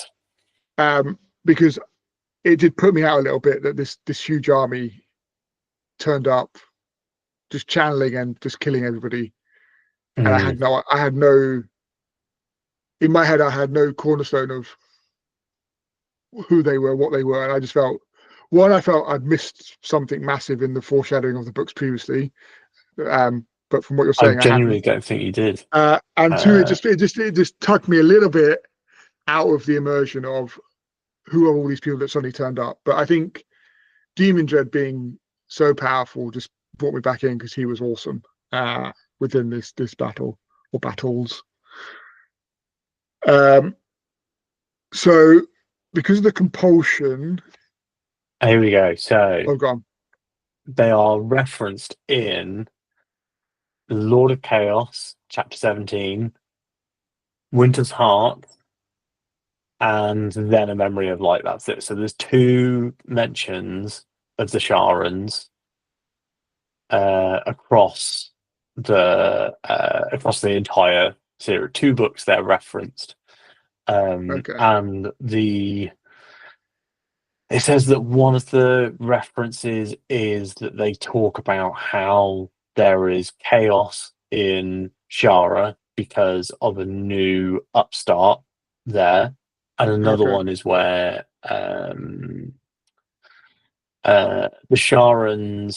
the Sharans essentially believe that the dragon is going to destroy the world, um, and then Samael referenced that they're too far from the center to be of any use.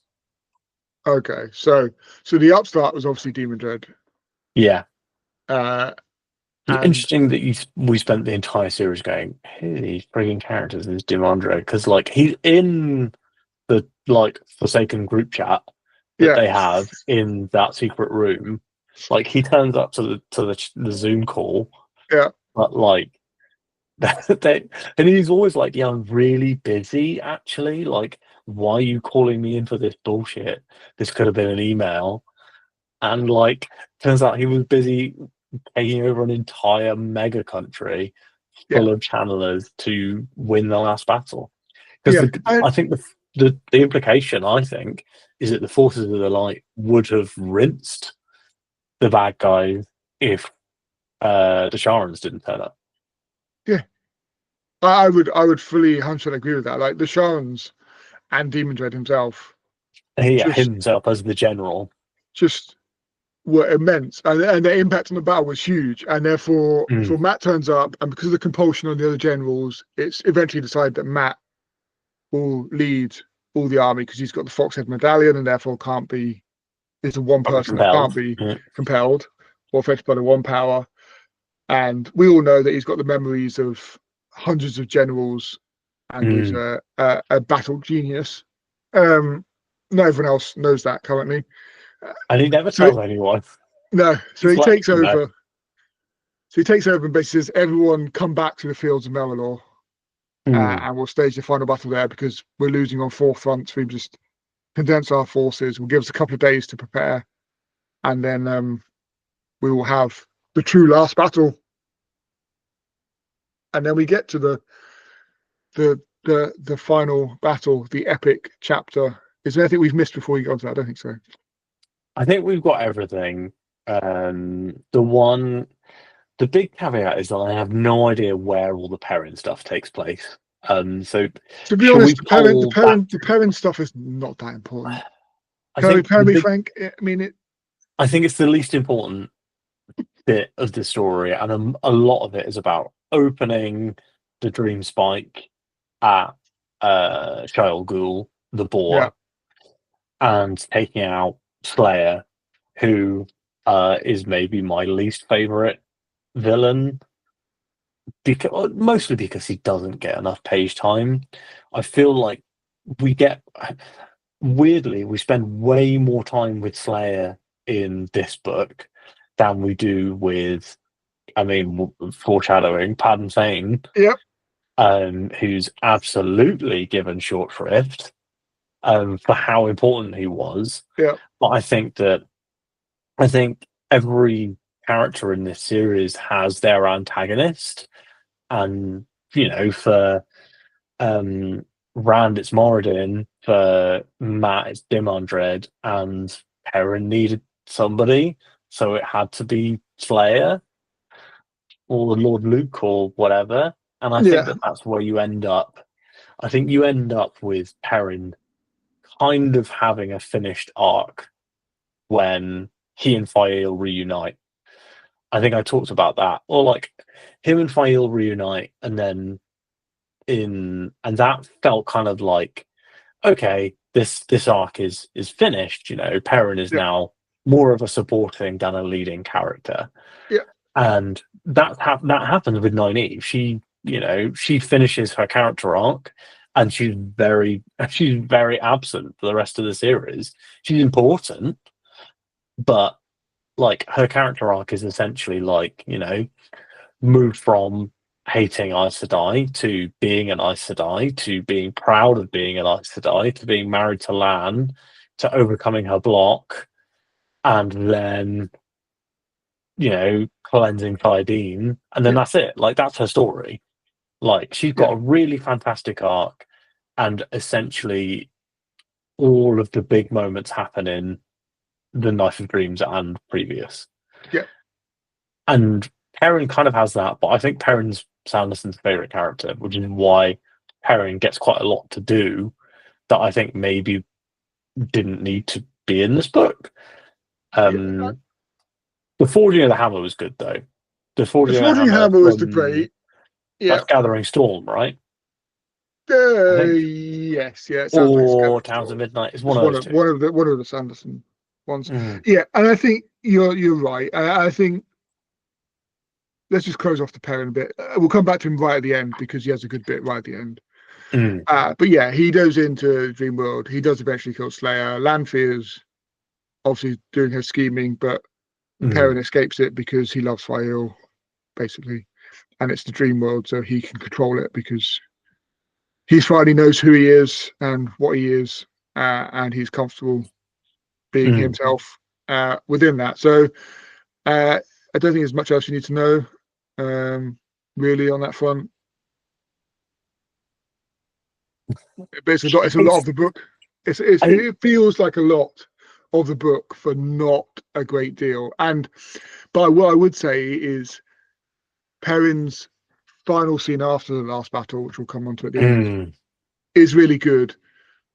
Could have been better for me. I think it gets a little bit spoiled right at the end, but we'll come mm, on to that later. But I don't think we need yeah, to talk about much more about Perrin. Really. no, I'm sure let's, in the comments you can let us know if we've missed anything major in yes. Perrin's that we should have done.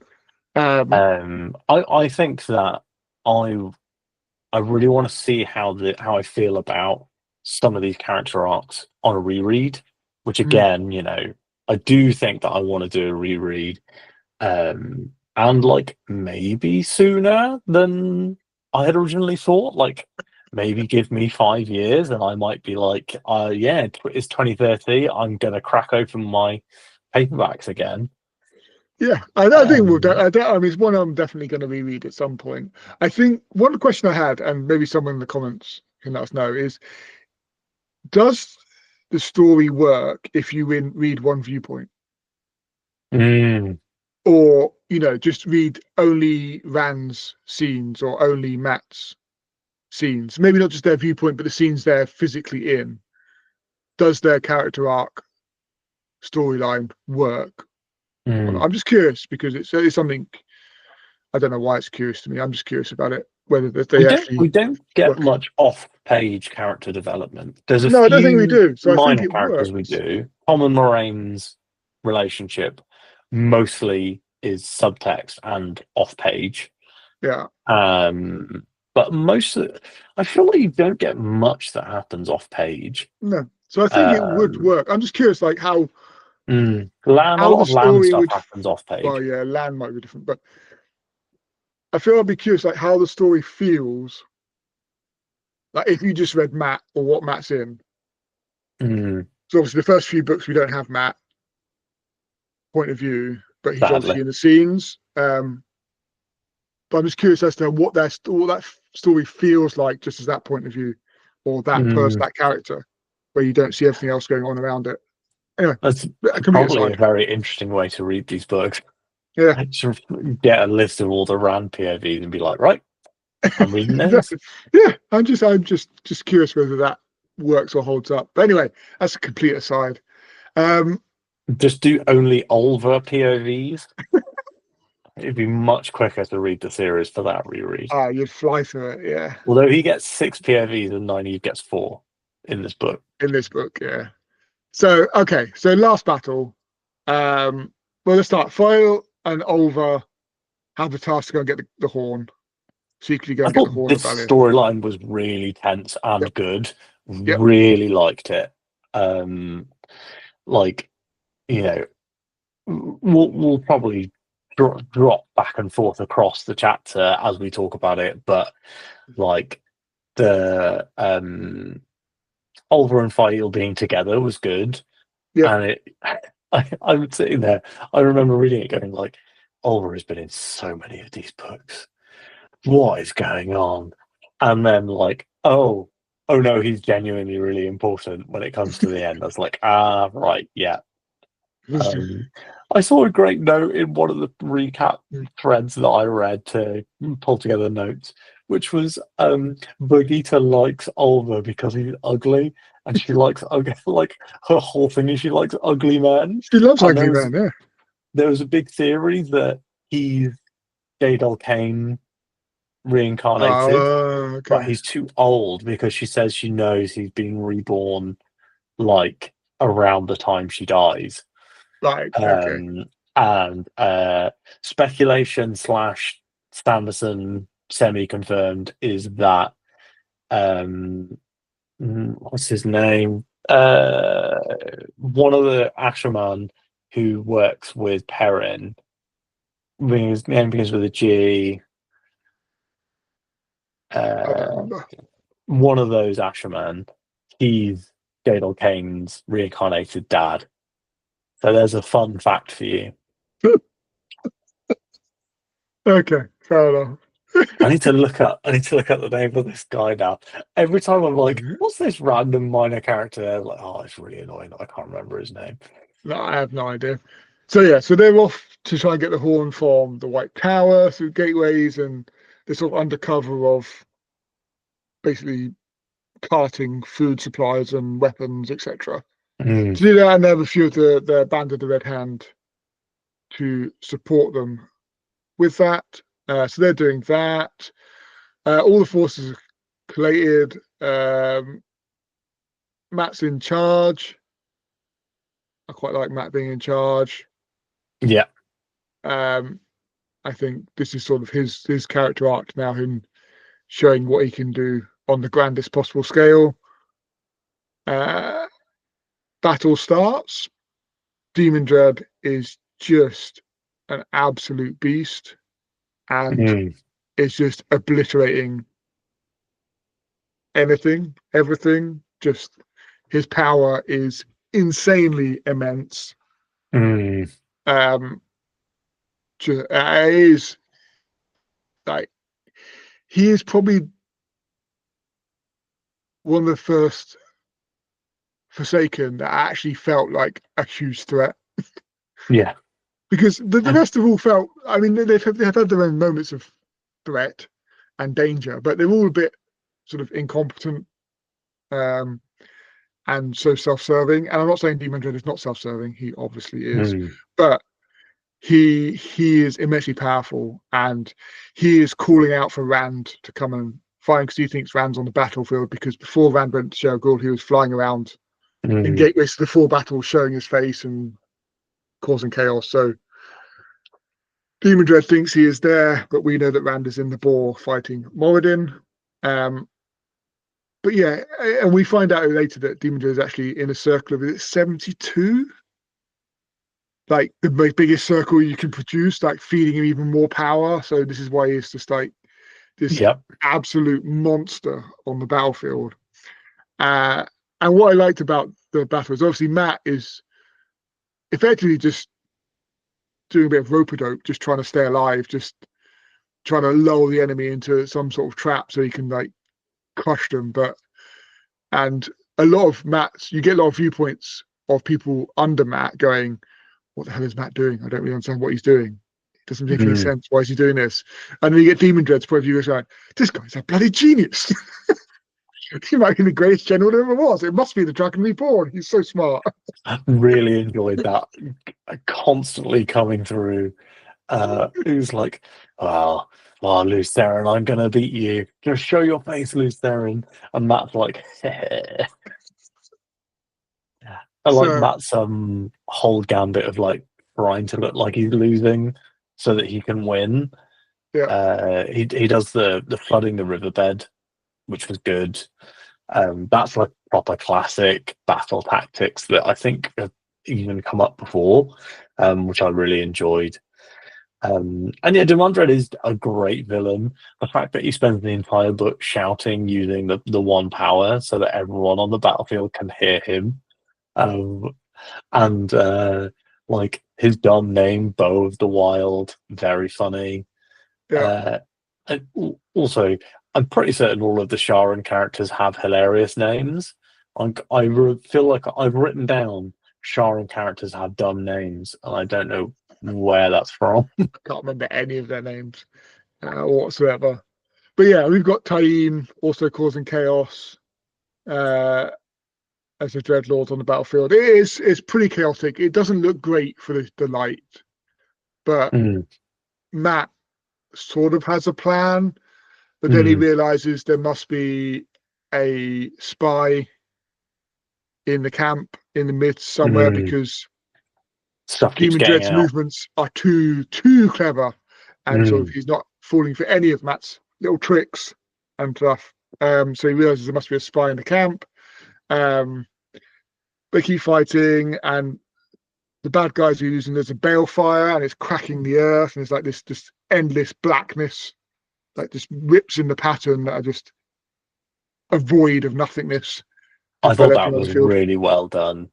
That's some good Sanderson stuff there. The like, oh, if you accidentally break open something, you'll notice that there's nothing inside it but blackness because the pattern is being destroyed, like being damaged beyond repair, which I thought was really well done.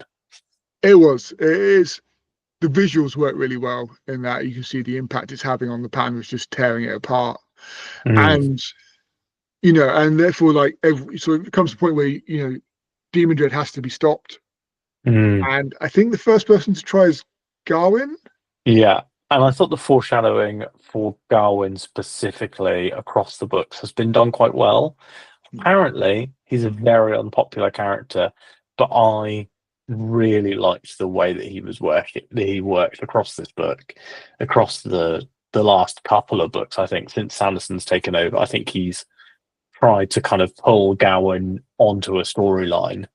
Yeah, And I think that his like not really being able to deal with the fact that he isn't the main character is very good. And like he's talking about the blood knives, and they're like, "Oh, don't put on the blood knife ring." And he's like, "What if I put all of them on?" all three of them on and see what Yeah, happens then. Yeah, just put on three at a time. So he was dead anyway. Like we knew the second he put it on that he was done. yeah. We knew it was only a Um, matter of time. But I think what's interesting is we know how good he is with the sword. We know mm, how great a sword because we've seen like various scenes with him fighting, and he's just no one can compete mm. with him. He's He a goes, blade master, isn't he? It's yeah, like he's yeah, Gawain, Galad, Rand, Tam, and Lan are the blade Lan, masters that yeah, we see in the books. yeah. So and he goes up against Demon Dread and just gets obliterated. Really, I mean, Yep.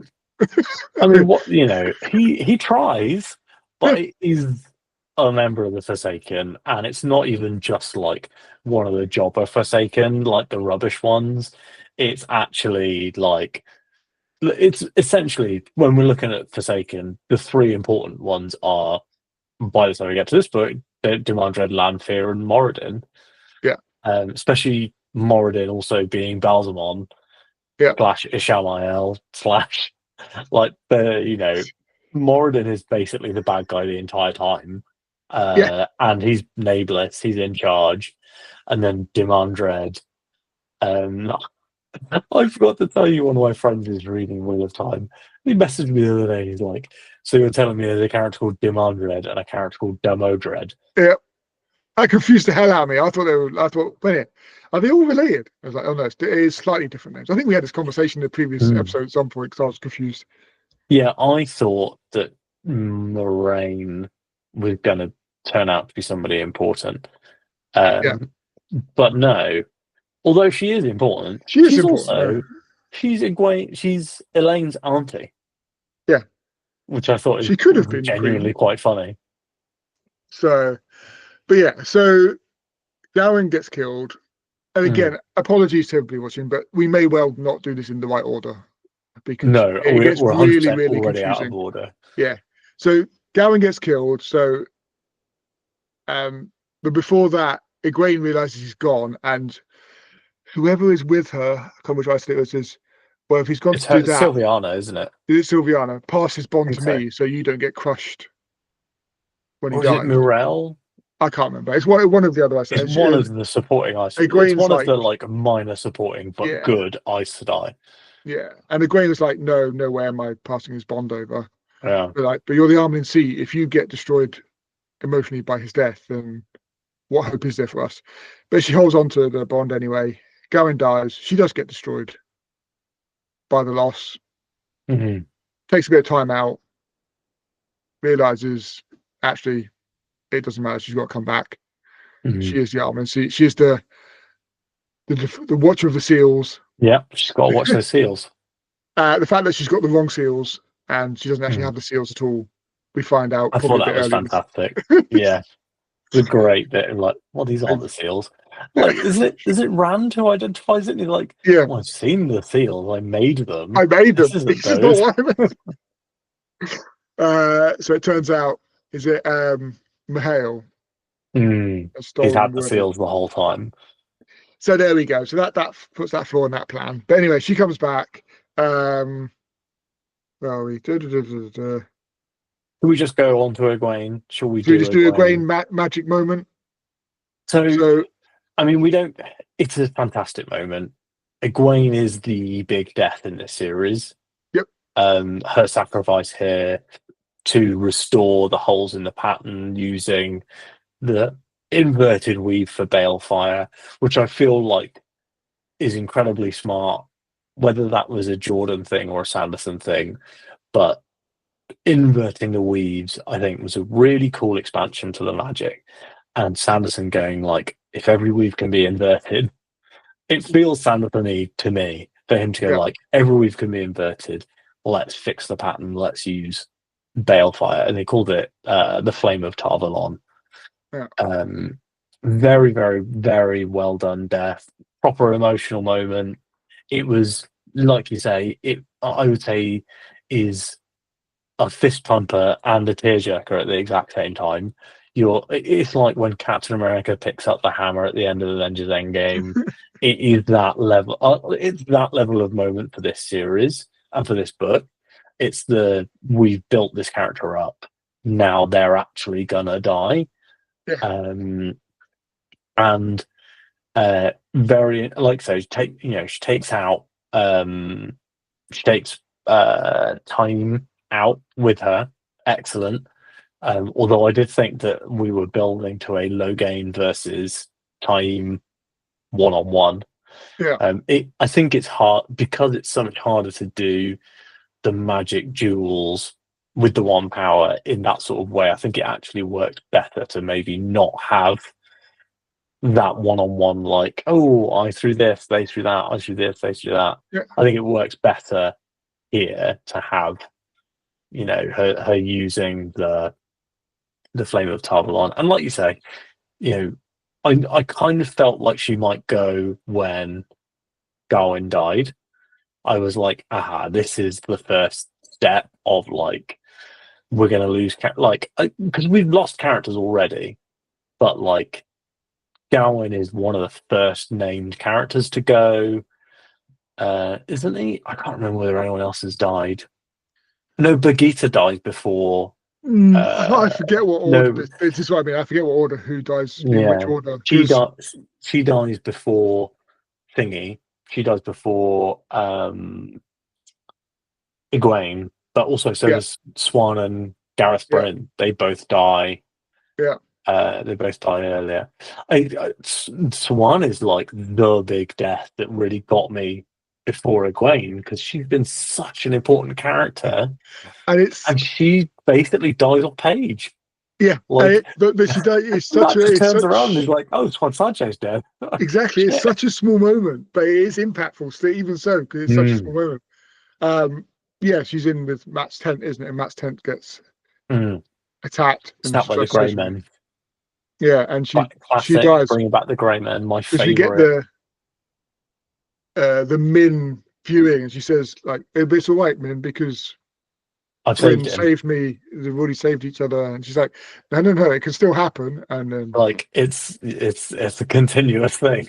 yeah, and then Bryn just goes and sacrifices himself off the page as well because Yeah, he's obviously her warder.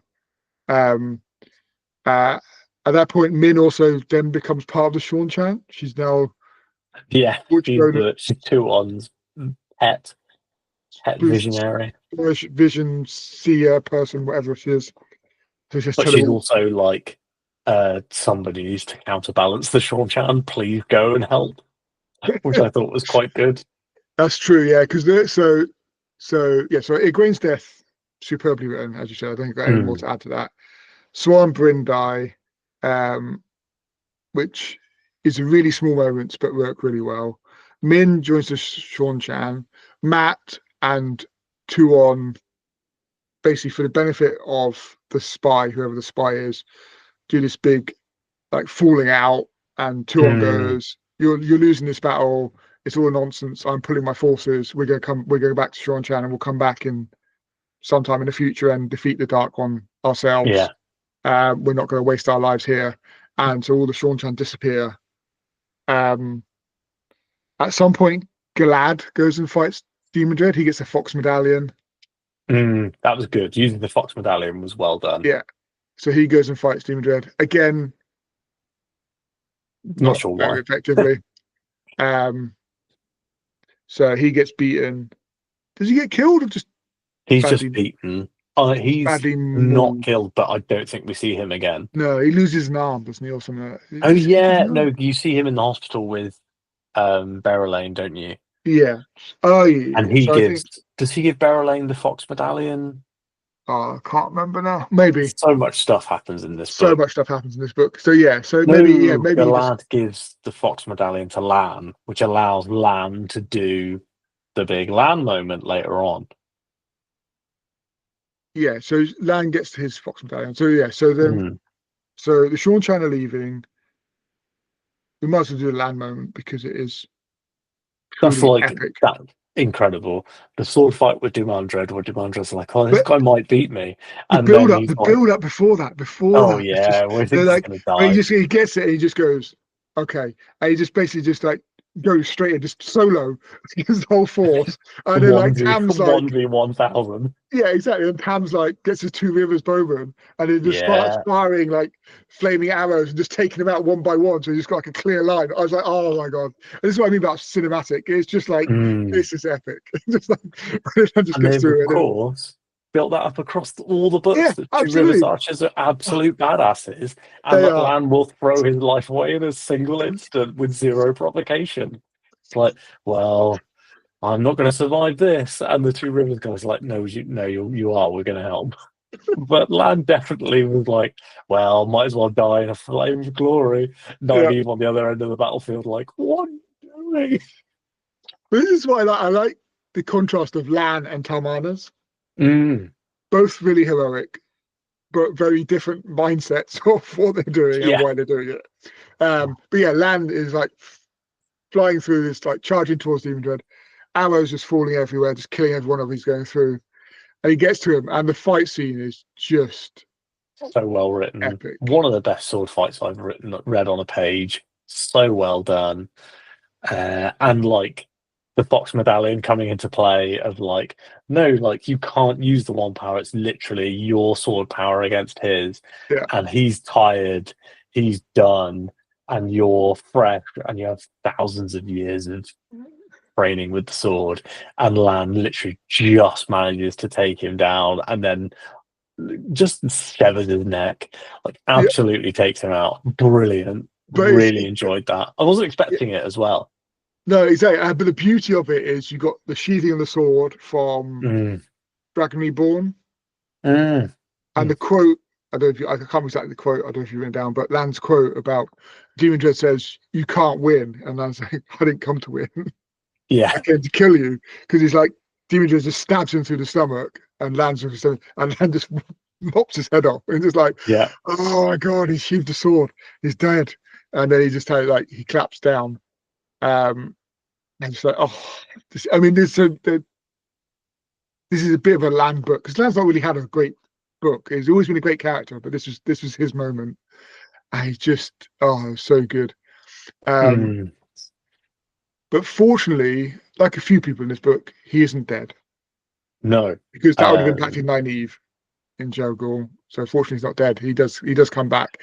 Uh, and there's a few. We'll come on to a couple more of people who die but don't die mm.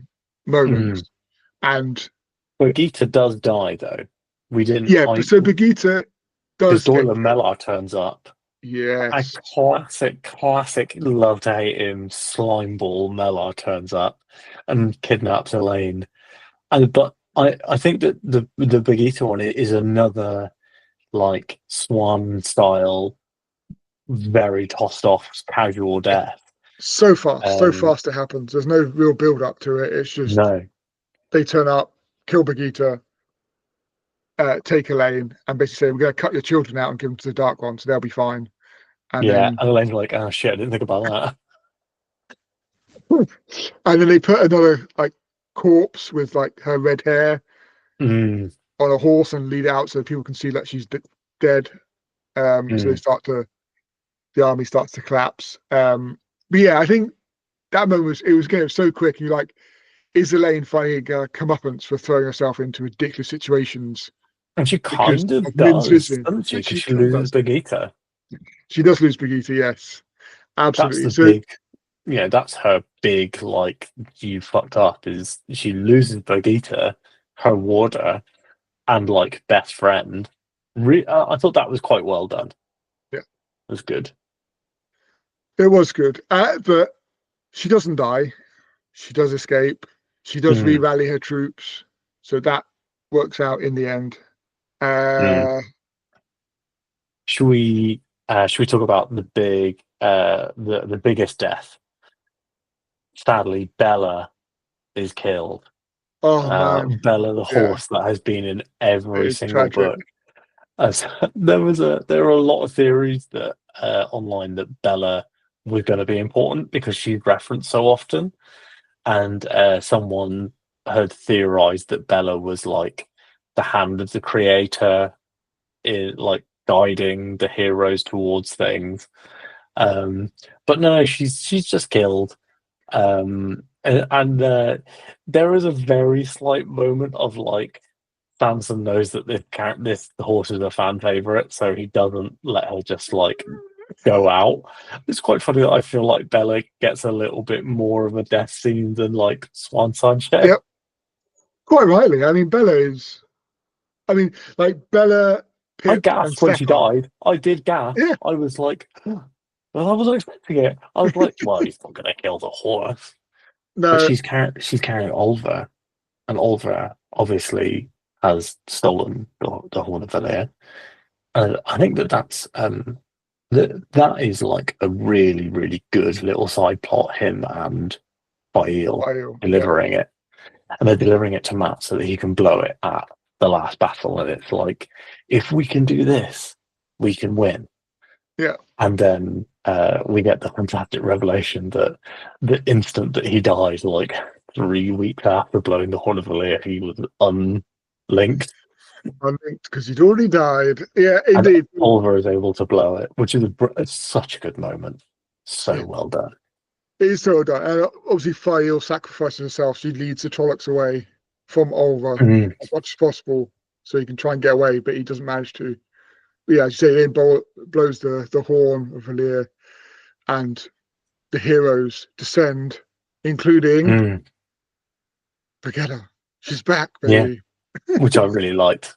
And like, is she back? Is she not back? I don't think she is. She is dead. But Yeah, she's she's dead, as one of the heroes of the Horn. She keeps from but being she's reborn. because we didn't know whether Mm, because she was dragged out of the dream yeah. world, she wasn't actually reborn. Mm, We didn't know what would happen, or she's just losing her memories this time round. But mm, normally she's not born with her memories. So, but it seems like she's back into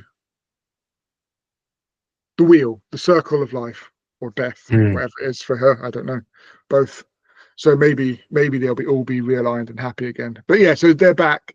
Um, Demon Drizvek, the heroes, the Horn are back. The battle is turning. Taim's dead. mm. Logain has his moment of actually he's not a completely terrible guy, but Very still good. not Really still enjoyed not that. still not a great guy, but not a terrible guy. Could be Um, worse, you know. yeah, exactly. Hopefully he'll lead the future, um, and he saves some people, which is always nice. So I quite liked when Arthur Hawkwing came back and talked to Matt, and he was like, "Hey, do you want to be a hero of the Horde?" I was like, "Fucking hell no! It seems like an awful job. I don't want this. When I'm done, I'm done. Let me die." And Arthur Hawkwing was like, "Offer's still on the table." Genuinely great line. oh Matt, yeah, it was so good. So Oliver's now the The holding Hornblower. the horn blower. Mm. So then they want to go off to Shale Ghul and help Rand in the final battle. That battle's ongoing. Should we talk about the Rand and the Dark Ones battle? Does it make sense to talk about that now? Mm. I think that the majority of it takes place across dreams, doesn't it? Where they're both kind of outlining like, well, this is what the future could be like. This is what I want the future to be like. Yeah, And I think that the most interesting one of these is obviously the one where Rand gets what he wants and realizes it's bad. yeah, yeah. Um, Having absolutely no Dark One and only light actually mm, doesn't work. mm. Yeah, I thought that was I think that was apparently a Jordan stipulation. That was his like he was like, this is how it's going to end with this specific thing. Of destroying the Dark One actually kind of doesn't work, Yeah, which I really liked. And I think you could tell that was his vibe across the books because you do see, like you say, characters who are on the side of the light who make awful decisions, characters who are kind of dark friends, making good decisions, helping the world. I think that the shades of grey across the series have been done really really well. yeah, yeah. I agree. I think I liked the way this battle was portrayed. That it was so different from the battles because we had all the heroic sword fights and we had all Mm, the action. I like the fact that this was very different. So obviously he's more fighting. philosophical. Yeah, he's fighting Moradin in a sword fight, and he sort of steps into the ball, and then he's into this, like as you say, this dream state, also this idealized where they can sort of impose their visions of the future on each other, and Mm, the Dark One and Rand are having this battle of wills on visions and wills of what they want the future to be. And I think the contrast of that to the actual physical battles worked really well for me. It was fascinating just seeing the different interpretations of what could be. mm, And as you say, obviously the most thought-provoking one was Rand's. If I just kill the Dark One, what does their world look like? And actually, mm. not that great. Um, And and then obviously we get the Dark One's offer of, well, we can just destroy the world together, destroy it all, Mm, which harks back to obviously Rand's crisis on the top of Dragon Mountain, coming to terms with what it is, and he turns that down. mm. And I think the interesting thing is obviously we've been talking about Kalendor the whole mm, series, and it turns out that Kalendor is a trap in this book. Like it's been laid out to lure Rand into making himself be controllable. yeah, And then what he ends up doing is trapping Moradin instead. And Nynaeve and Moraine are able to reverse the weaves and seal the bore instead of let the Dark One out in a way that and he was like, and he talks about how in the past only the male Aes Sedai went to the bore. They couldn't seal it properly because it was only the men, and that's why we are where we are with the taint on Sidene, with the split between the male and the female half of the power, the Aes Sedai. And then now we've come to it, however many thousand years later, Dragon reborn, Dragon trying to fix his mistakes. And I think that worked really, really well as like a contrast to like the Hundred Companions and Luz Theron genuinely screwed this up. And Rand, by trusting in other people, is able to save the world and not taking it on himself, being like, yes, Rand basically becoming the battery to allow Moraine and Nynaeve to save the world almost. It was yeah. really well done.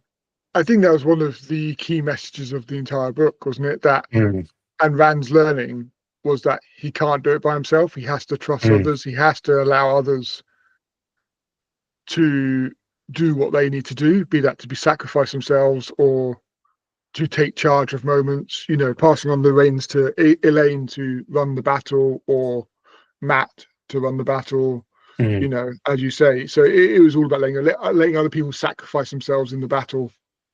It's not all about his sacrifice. It's mm, about everyone making their own decisions and him sort of letting that happen, letting it go. He can't yeah. control everything, and it's not his responsibility to control everything Mm, within that. And I thought it really well. And yeah, using the calendar as a trap for Moradin to use his power was a brilliant twist. I loved it. I thought that was superb. mm, And so the Dark One is imprisoned. Yeah, again, mm. hopefully in a much stronger prison because it uses all the powers rather Maybe a than, few more seals this time. yeah, exactly. Yeah, exactly. The new Armelin has many more seals to watch.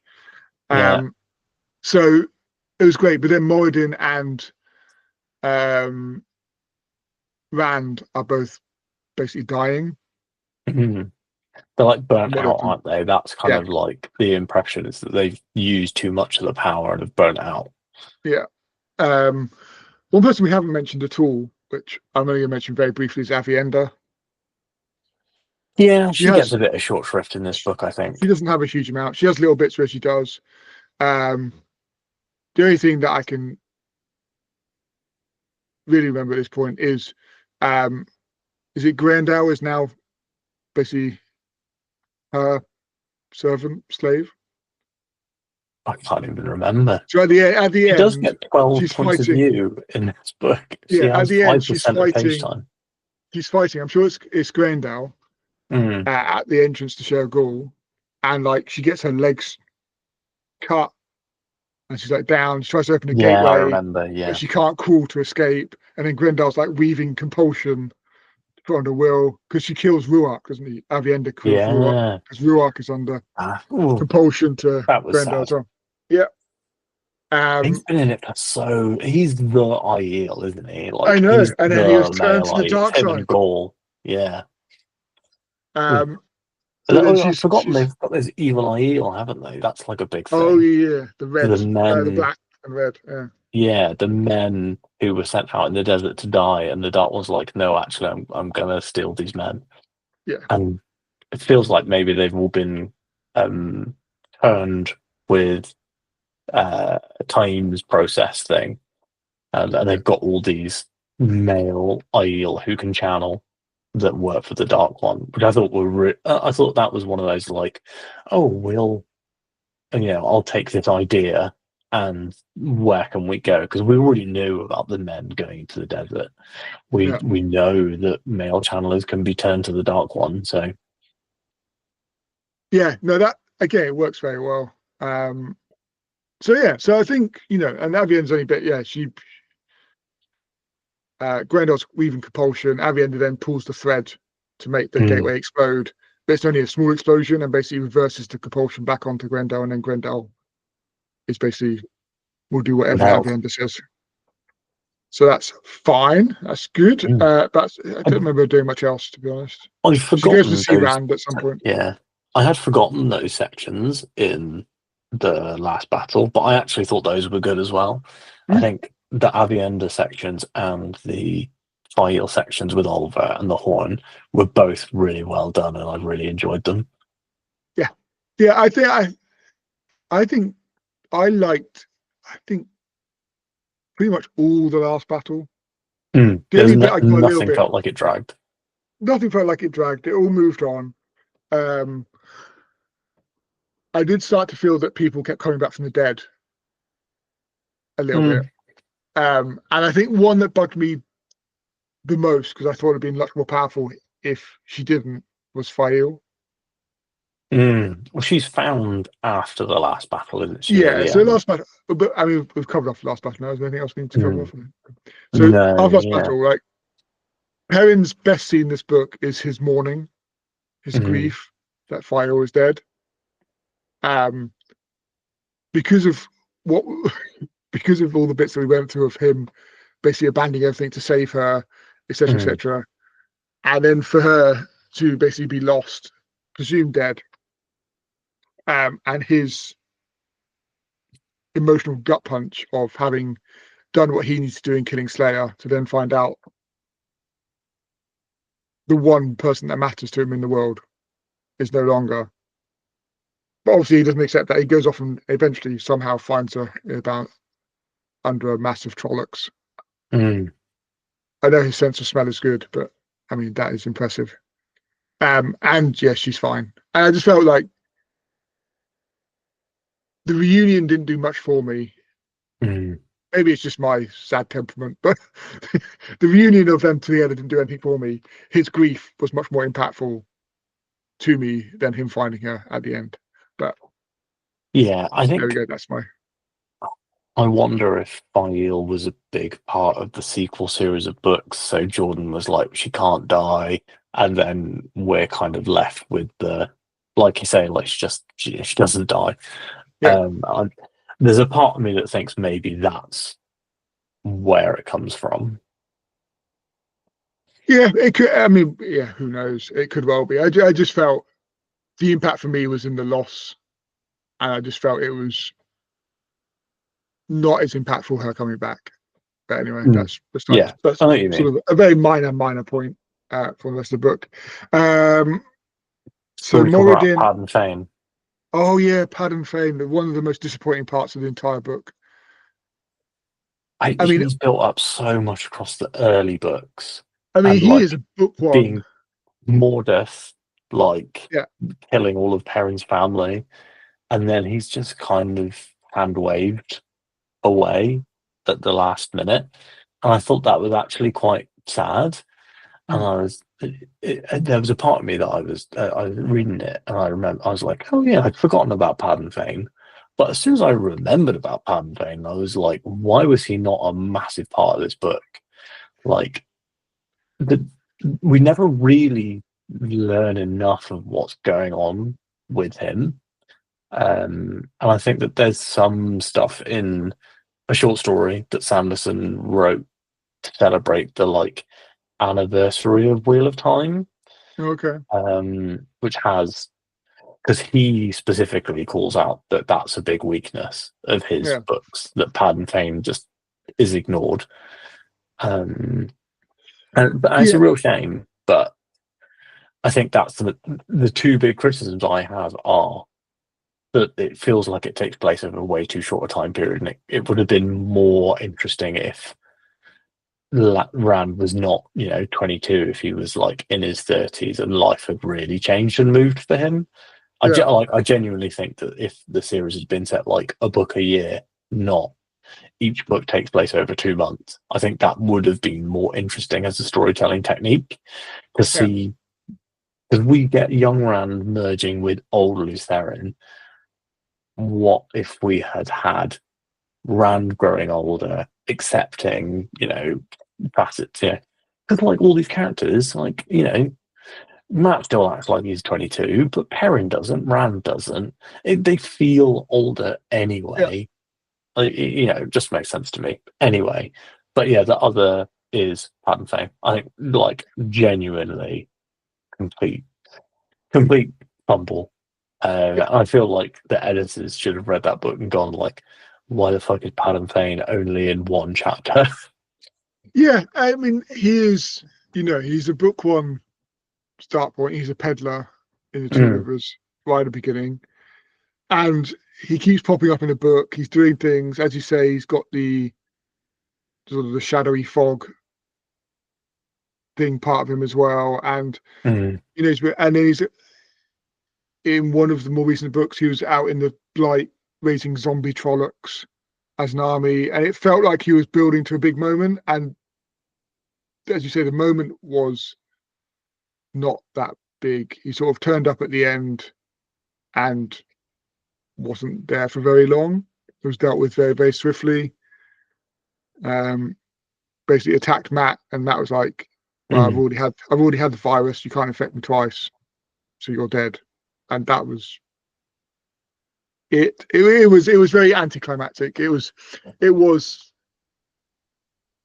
probably the most disappointing part of the book, I think, for all the absolutely. build up Like over the without a series. shadow of a doubt, the most disappointing part of the book. So yeah, so that was hugely disappointing. It's still a 5-star banger. It's still Yeah, brilliant. yeah, it's still a great book. It's just that element of it could have been more. It should have Mm, been more. Not could have, should have been more. Um, and it is a bit anticlimactic, but all the build up over all 15, 14 books, like 14 books, it is very minimal to actually mm. impact on the storyline. In fact, so much I almost forgot all about it. Um, so what else have we missed? I'm sure we've missed no end of stuff. So I think we just get to the conclusion now. So Moradin and Rand are dying. Mm, Um, then it turns out that Moradin isn't dying. He's slowly getting better, and Rand's getting worse. mm, But for some reason, Elaine, Min, and uh, not Elaine, Min, and Avienda all seem fine with that. They mm. don't really None seem of to them be are bothered mourning. that he's Not dying. really, not overly bothered. And then Rand dies and is put on a pyre, and they all seem absolutely fine with it as well. Mm, And we realise that somehow Rand's moved into Borodin's body. mm, So he's not actually dead. He's just in a new body. mm. That's good. And And to the thingy, the ending with Rand and his magic yeah, pipe. That was written by Jordan in very, very early on in the series. yeah, So he had been like, "This is the final scene. That's how the book's going to end," and he wrote that years and years and years and years before. And I think Sanderson said that that was in verbatim from the note, so no edits or changes, which I think is really nice. yeah, Um, I think, but when you read this, this whole book feels like a Sanderson. Like it does not feel like the previous books, which felt a little bit more of a merge of the two. This is very Sandersonian, but but it is nice that he was like, no, he wrote this ending, and this is how this ended. And he basically spent a lot of his planning and writing of the series was less around, this is the story that's going to be told, more like, how do I get from Night of Dreams to this ending? Like, that was his big task. And Yeah, because he had the notes, but he was like, this is, I guess, where we're going to have to go. I thought it was really yeah, good. yeah. It was very good. I like the ending. I like the fact that Rand no longer has the one power, but can still influence the world. Going Mm, back to what we saw with the trees, his impact on the world without the one power, mm. sort of that creator link, maybe. Um, But he can't channel, but he can't channel, no. So how, which I thought was interesting. yeah, he also doesn't have the weight of the world on his shoulders anymore. He's a free man under a new face. He's got his two hands back. Mm. Uh, you know, I knew he'd get life. that hand back. I knew it. So life is pretty good. I liked that the ending wasn't drawn out. Mm. We didn't have we haven't got conclusions to everything. Like we're pretty sure. Not Return of the King. We don't get No, ending exactly. upon We ending don't get upon an ending. ending. No, it's fairly swift. We know that Cad Swain is probably going to be the new Amelin. Seems like she's Mm. being told that that's what's going to happen. That was good. Yeah, that was a nice little touch at the end. Like, she was So like, oh, I don't want to be the Amelin. Like, obviously I could be the Amelin. I'm an absolute badass. And then they're like, but we do need a new Amelin. so that was good. And we get like little snippets of different things. Um, we didn't mention the Ogier at all. Their battle scenes are epic. They're Yeah, beasts. they're really good. Um, I like the fact that Loyal, after the end of the battle, is desperately trying to run around and get all the witness statements for his book. That was fun. And His books that spoken we're system. reading. Yeah, exactly. That's the Um, intention, isn't it? That was Jordan's intention, was like, this is kind of, you're reading Loyal's book. his book, yeah. So, but we don't get because we don't know what the world looks like. We don't know whether the peace holds. We don't know what the Sean Chan do. We know they came back for the final battle. But we don't know what that means for the future of the world. We don't know how every Ender's view stands out. What happens along that. Has she changed it enough to Mm. avoid the Aiel falling apart? How does the Black Tower and the White Tower work together in the future? Mm. We get a little scene with Logain and some woman that he rescues saying that she'll send her son to be tested when he's of age. There's not the fear level as much for Mm. some people, but I Is imagine there isn't is there a between line others. about the grey tower? I feel like there's a discussion of like, we need a grey tower. That Okay, is between the two. I'm sure somebody references that. Maybe I'm going mad. quite possibly. I don't remember that, but how does that all interact and play out? There's lots of different questions. Mogadine gets turned Mm. into Damani. She gets collared. So we get like little bits and pieces, but there's enough for us to hypothesize and discuss and think about the implications of the actions of the final battle on the world to come, on the fourth age, as some will call it.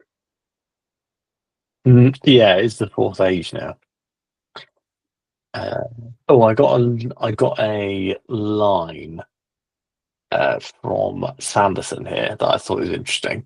So it says, a lot of the deaths, Jordan didn't write any of the actual death scenes. He just indicated who lived and who died.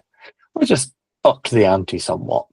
So I wasn't going to have the last battle come without substantial losses. So where he didn't tell me this person lives, I upped the body count. I knew he was planning to kill off a number of characters, but he also, killing people and letting them stay dead was not one of Jim's strong suits. He is very fond of his characters, and I know there were lots that he was planning to kill. I don't think he would have killed as many as I did. Yeah, and Uh, this is a bit I did mention about people coming back, dying and coming back, but it is it's part of the plot armor of classical fantasy that they don't always stay dead. I mean, we discussed about Moraine. If you don't see them dead, they're not dead. mm. Um, like I assume that's why Fire wasn't dead. We didn't see her die, so she's not dead. Um, Mm, kind of things. But it was overall, it was a superb book. It was a great ending to an ending to a great series. Uh, I've thoroughly enjoyed it. It has been absolutely epic. Uh, mm. what's it been taking us 20 months? 20 months to read it, something like that, isn't it? Yeah, yeah, exactly 20. 20 months to 'Cause read it. we So we both finished in August, I think. yeah, And yeah. then it's just been getting time to make this video more than anything else that's moved this into September. Oh, So apparently Bella does not die in the last battle. In the Wheel of Time Companion, she fell in battle against a horde of Prolix while keeping the Horn of Valir away from the shadow. She was thought to be dead, but unaccountably survived. In the first years of the Fourth Age, she gave birth to a strong colt and a splendid filly and retired to green pastures in the Two Rivers. Brilliant. that's like when you tell your kid that your dog's gone to the farm to live, isn't it? Yeah, the Wheel of Time companion also was like, I will not let her die. Apparently, Harriet specified that she had to die because of the scene. She's like, look, you cannot have a horse survive this particular situation, Well done, which Harriet. makes sense. Absolutely, absolutely Mm, right. Absolutely right. I think what I'm curious now. We'll do at some point is I want to go back and obviously read through all of Min's viewings and mm, understand what actually happened in the story, how that viewing came to being or didn't, if there's any that didn't. The other one is reading through all the prophecies mm. and checking about what actually happened as well. Um, and just trying to piece it all together. What did they manage to make work? Is there anything they didn't, or that's left ambiguous?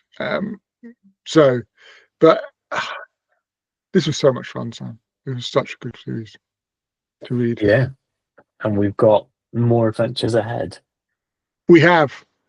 Oh yes.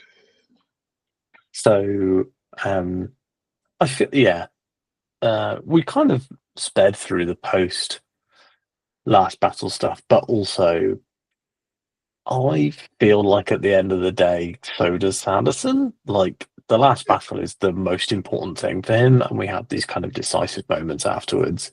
Um, and this has been our last battle. This probably will end up being the longest video we've put out. After it, we jokingly said earlier we should try and make the longest video, Crossroads of Twilight, because it is currently the longest. But I think we'll probably push through that. I think this is the latest we have been recording. Yeah, I've definitely. already been told to be quiet because the children are asleep. Um, but yeah, it has been a really good journey. I think I'm going to try and read the Wheel of Time reference books at some point. So Yeah. I've got this one here. Let me grab it. Uh, Origins of Wheel of Time, Okay. Yeah. which is and this was a Inkstone edition that my wife got me for Christmas, which is like where all the like legends and stories and stuff came from. It's got a photo of Robert Jordan in the middle, which I thought was quite funny because I had never Okay. seen what he looked like. This is Robert Jordan in 1968. There you go. Holy moly. Bit of a Because James Dean vibe, he is, there's a picture of him in the, oh, it's not in only the tiny. paperbacks. Okay. There he is. He's got a Matt hat on. Uh, you can tell that he thought he was Matt. I'm just saying it now. There you go. He's got a little Matt hat on. So, but yeah, he's in the hardbacks. You get a little picture of him with his hat on. Mm, So, the Yeah, some really interesting pictures in here and like notes and stuff, oh, which is cool. pretty cool. And yeah, I'm really looking forward to reading it. I think I'm gonna wait a little while and then give this a read. And I also want to read the Wheel of Time Companion that Yeah, because everyone that is was that Jordan written and mostly Harriet? by Jordan. Yeah. Yeah, yeah, yeah. I would Um, like to read that one. Yeah, definitely at mm. some point. but everyone who is watching this is not the last you'll see of me and Matt because we are moving on to Yeah, another fantasy series. Yeah, because And remember there are no beginnings and endings. This is not the ending, it's just an ending. no, so if we read, so here's the plan, right? We'll read Malazan next. So we're going to be starting Gardens of the Moon. I think the idea is maybe to discuss it in October. I'm planning on reading in October, Yeah. early October. It'll probably be the first book I start when I finish my September books. But yeah, Malazan, that's up next. The most complicated, difficult, and hard to understand fantasy series in existence, apparently. It'll be But fine. I think It'll we'll be be fine. fine. And yeah, we have no concrete plans after that. Obviously, that's 10 books away. 10 months, probably 15 for us. Um, uh, but yeah, maybe when we read through like 4 fantasy series, we'll come back around and we'll reread Wheel of Time. That'll be fun. Yeah, we'll Uh, definitely reread it, definitely. do you know what we do is we reread Wheel of Time, but we get one person to join who's never read it, and they Ooh. become the like, and we basically start to go, oh well, you have to find out. Oh, Oh, we become those really annoying people. Oh, is that what you think? Oh, okay. And try desperately not to spoil everything. I went to the pub with my one of my friends from an old job, but we've known each other for like 15 plus years now. He loved Wheel of Time. He read it as it came out. He started reading it, I think he said, when like book 5 or 6 came out. And so he read it all as it came. And we met like the year Memory of Light came out.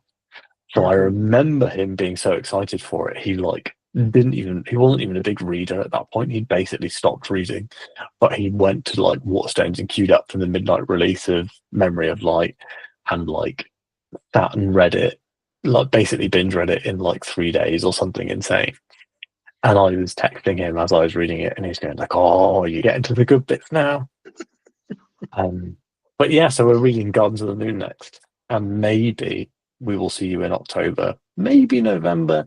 I would like to say October because then otherwise Matt and I are going to go like 2 months without having one of these Oh, chats. Although I think we did say maybe we would do a character tier list. I think we I should think do that could that. be a funny debate as well, where you're like, no, no, I need to use a C tier character, and I'm like, she's an F tier character. Um, that could be very fun. And if there's anything else, genuinely, we love talking about Wheel of Time and we love talking together. So if there is anything else you guys are like, oh, I'd love to see them do favorite storylines, least favorite characters, all these things, anything you're interested in, just let us know because we will give it a shot probably. Especially if we have months where we maybe have not read a Malazan book and we need to fill some time and want to have a catch up. Uh, but we're plugging ahead. I never asked you. Are you planning on using all the resources from Malazan? Not at the moment, no. I'm just planning on I'm going reading in. it. I'm going to read it like a book. Yeah. I, I'm I not going to do audio. I've been told audio is bad for Malazan. okay. Well, no, my plan is just to read it. So I've got the same edition you've got. I've bought a secondhand paperback copy. Mm, Just I've put somewhere. I can't remember where I've put it at the moment because I wasn't going to take the special edition on the tube when I go to work. absolutely. So so yeah, no, my plan is just to read it. So it'll probably take me a month to read it. Probably best start now. Yeah, I might have to. Well, as always, I've got about 3 books on the go at the moment, so I'll finish a couple of them and I'll start. But yeah, so if you guys are interested, please join us on our Malazan journey, whether you have read it before or you want to legitimately read along with us, 1 book a month. That is the current plan, is 1 book a month. We'll let you know if delays happen. Um, and I feel like I want to personally commit to reading the first 3. So even because I have heard that from several people that they did not love 1 and 2, but when they read the third one, it recontextualized the first two, and they loved it. They loved them in retrospect. So I'm Okay. interested to see how that comes across for me and for us. Because obviously we had some very different opinions to the Wheel of Time fandom in books like 1 and 2 and 3, where we hated Matt, and then the recontextualization of, oh, we have his POVs. Actually, he's very funny and good. But yeah, I think that's everything. We've done it. We finished the Wheel of Time. I've finished my beer ages ago, but Yeah, I finished mine as cheers well. everyone. A final drop of foam, and we will see you soon for Gardens of the Moon. Please make sure that you like, comment, drop a comment down below, and tell us your favorite stuff from this book. Like, you know what to comment. You know, I'm not your dad, unless Peter and Alice, you're watching this, in which case I am your dad. And stop watching YouTube. Um, and subscribe to the channel. And at some point soon, I'm going to launch the Discord to accompany the channel. And I think that it'll be launched mostly to kind of keep us all going on the Malazan read along. Matt and I are both in that Discord already, because I've been putting all the channels and stuff together in my spare time to try and have something that feels a bit complete when I go live. And it probably would not be very long, maybe a few weeks. Don't know. Keep your eyes peeled, and we'll speak to you soon. Bye, everyone. Bye bye.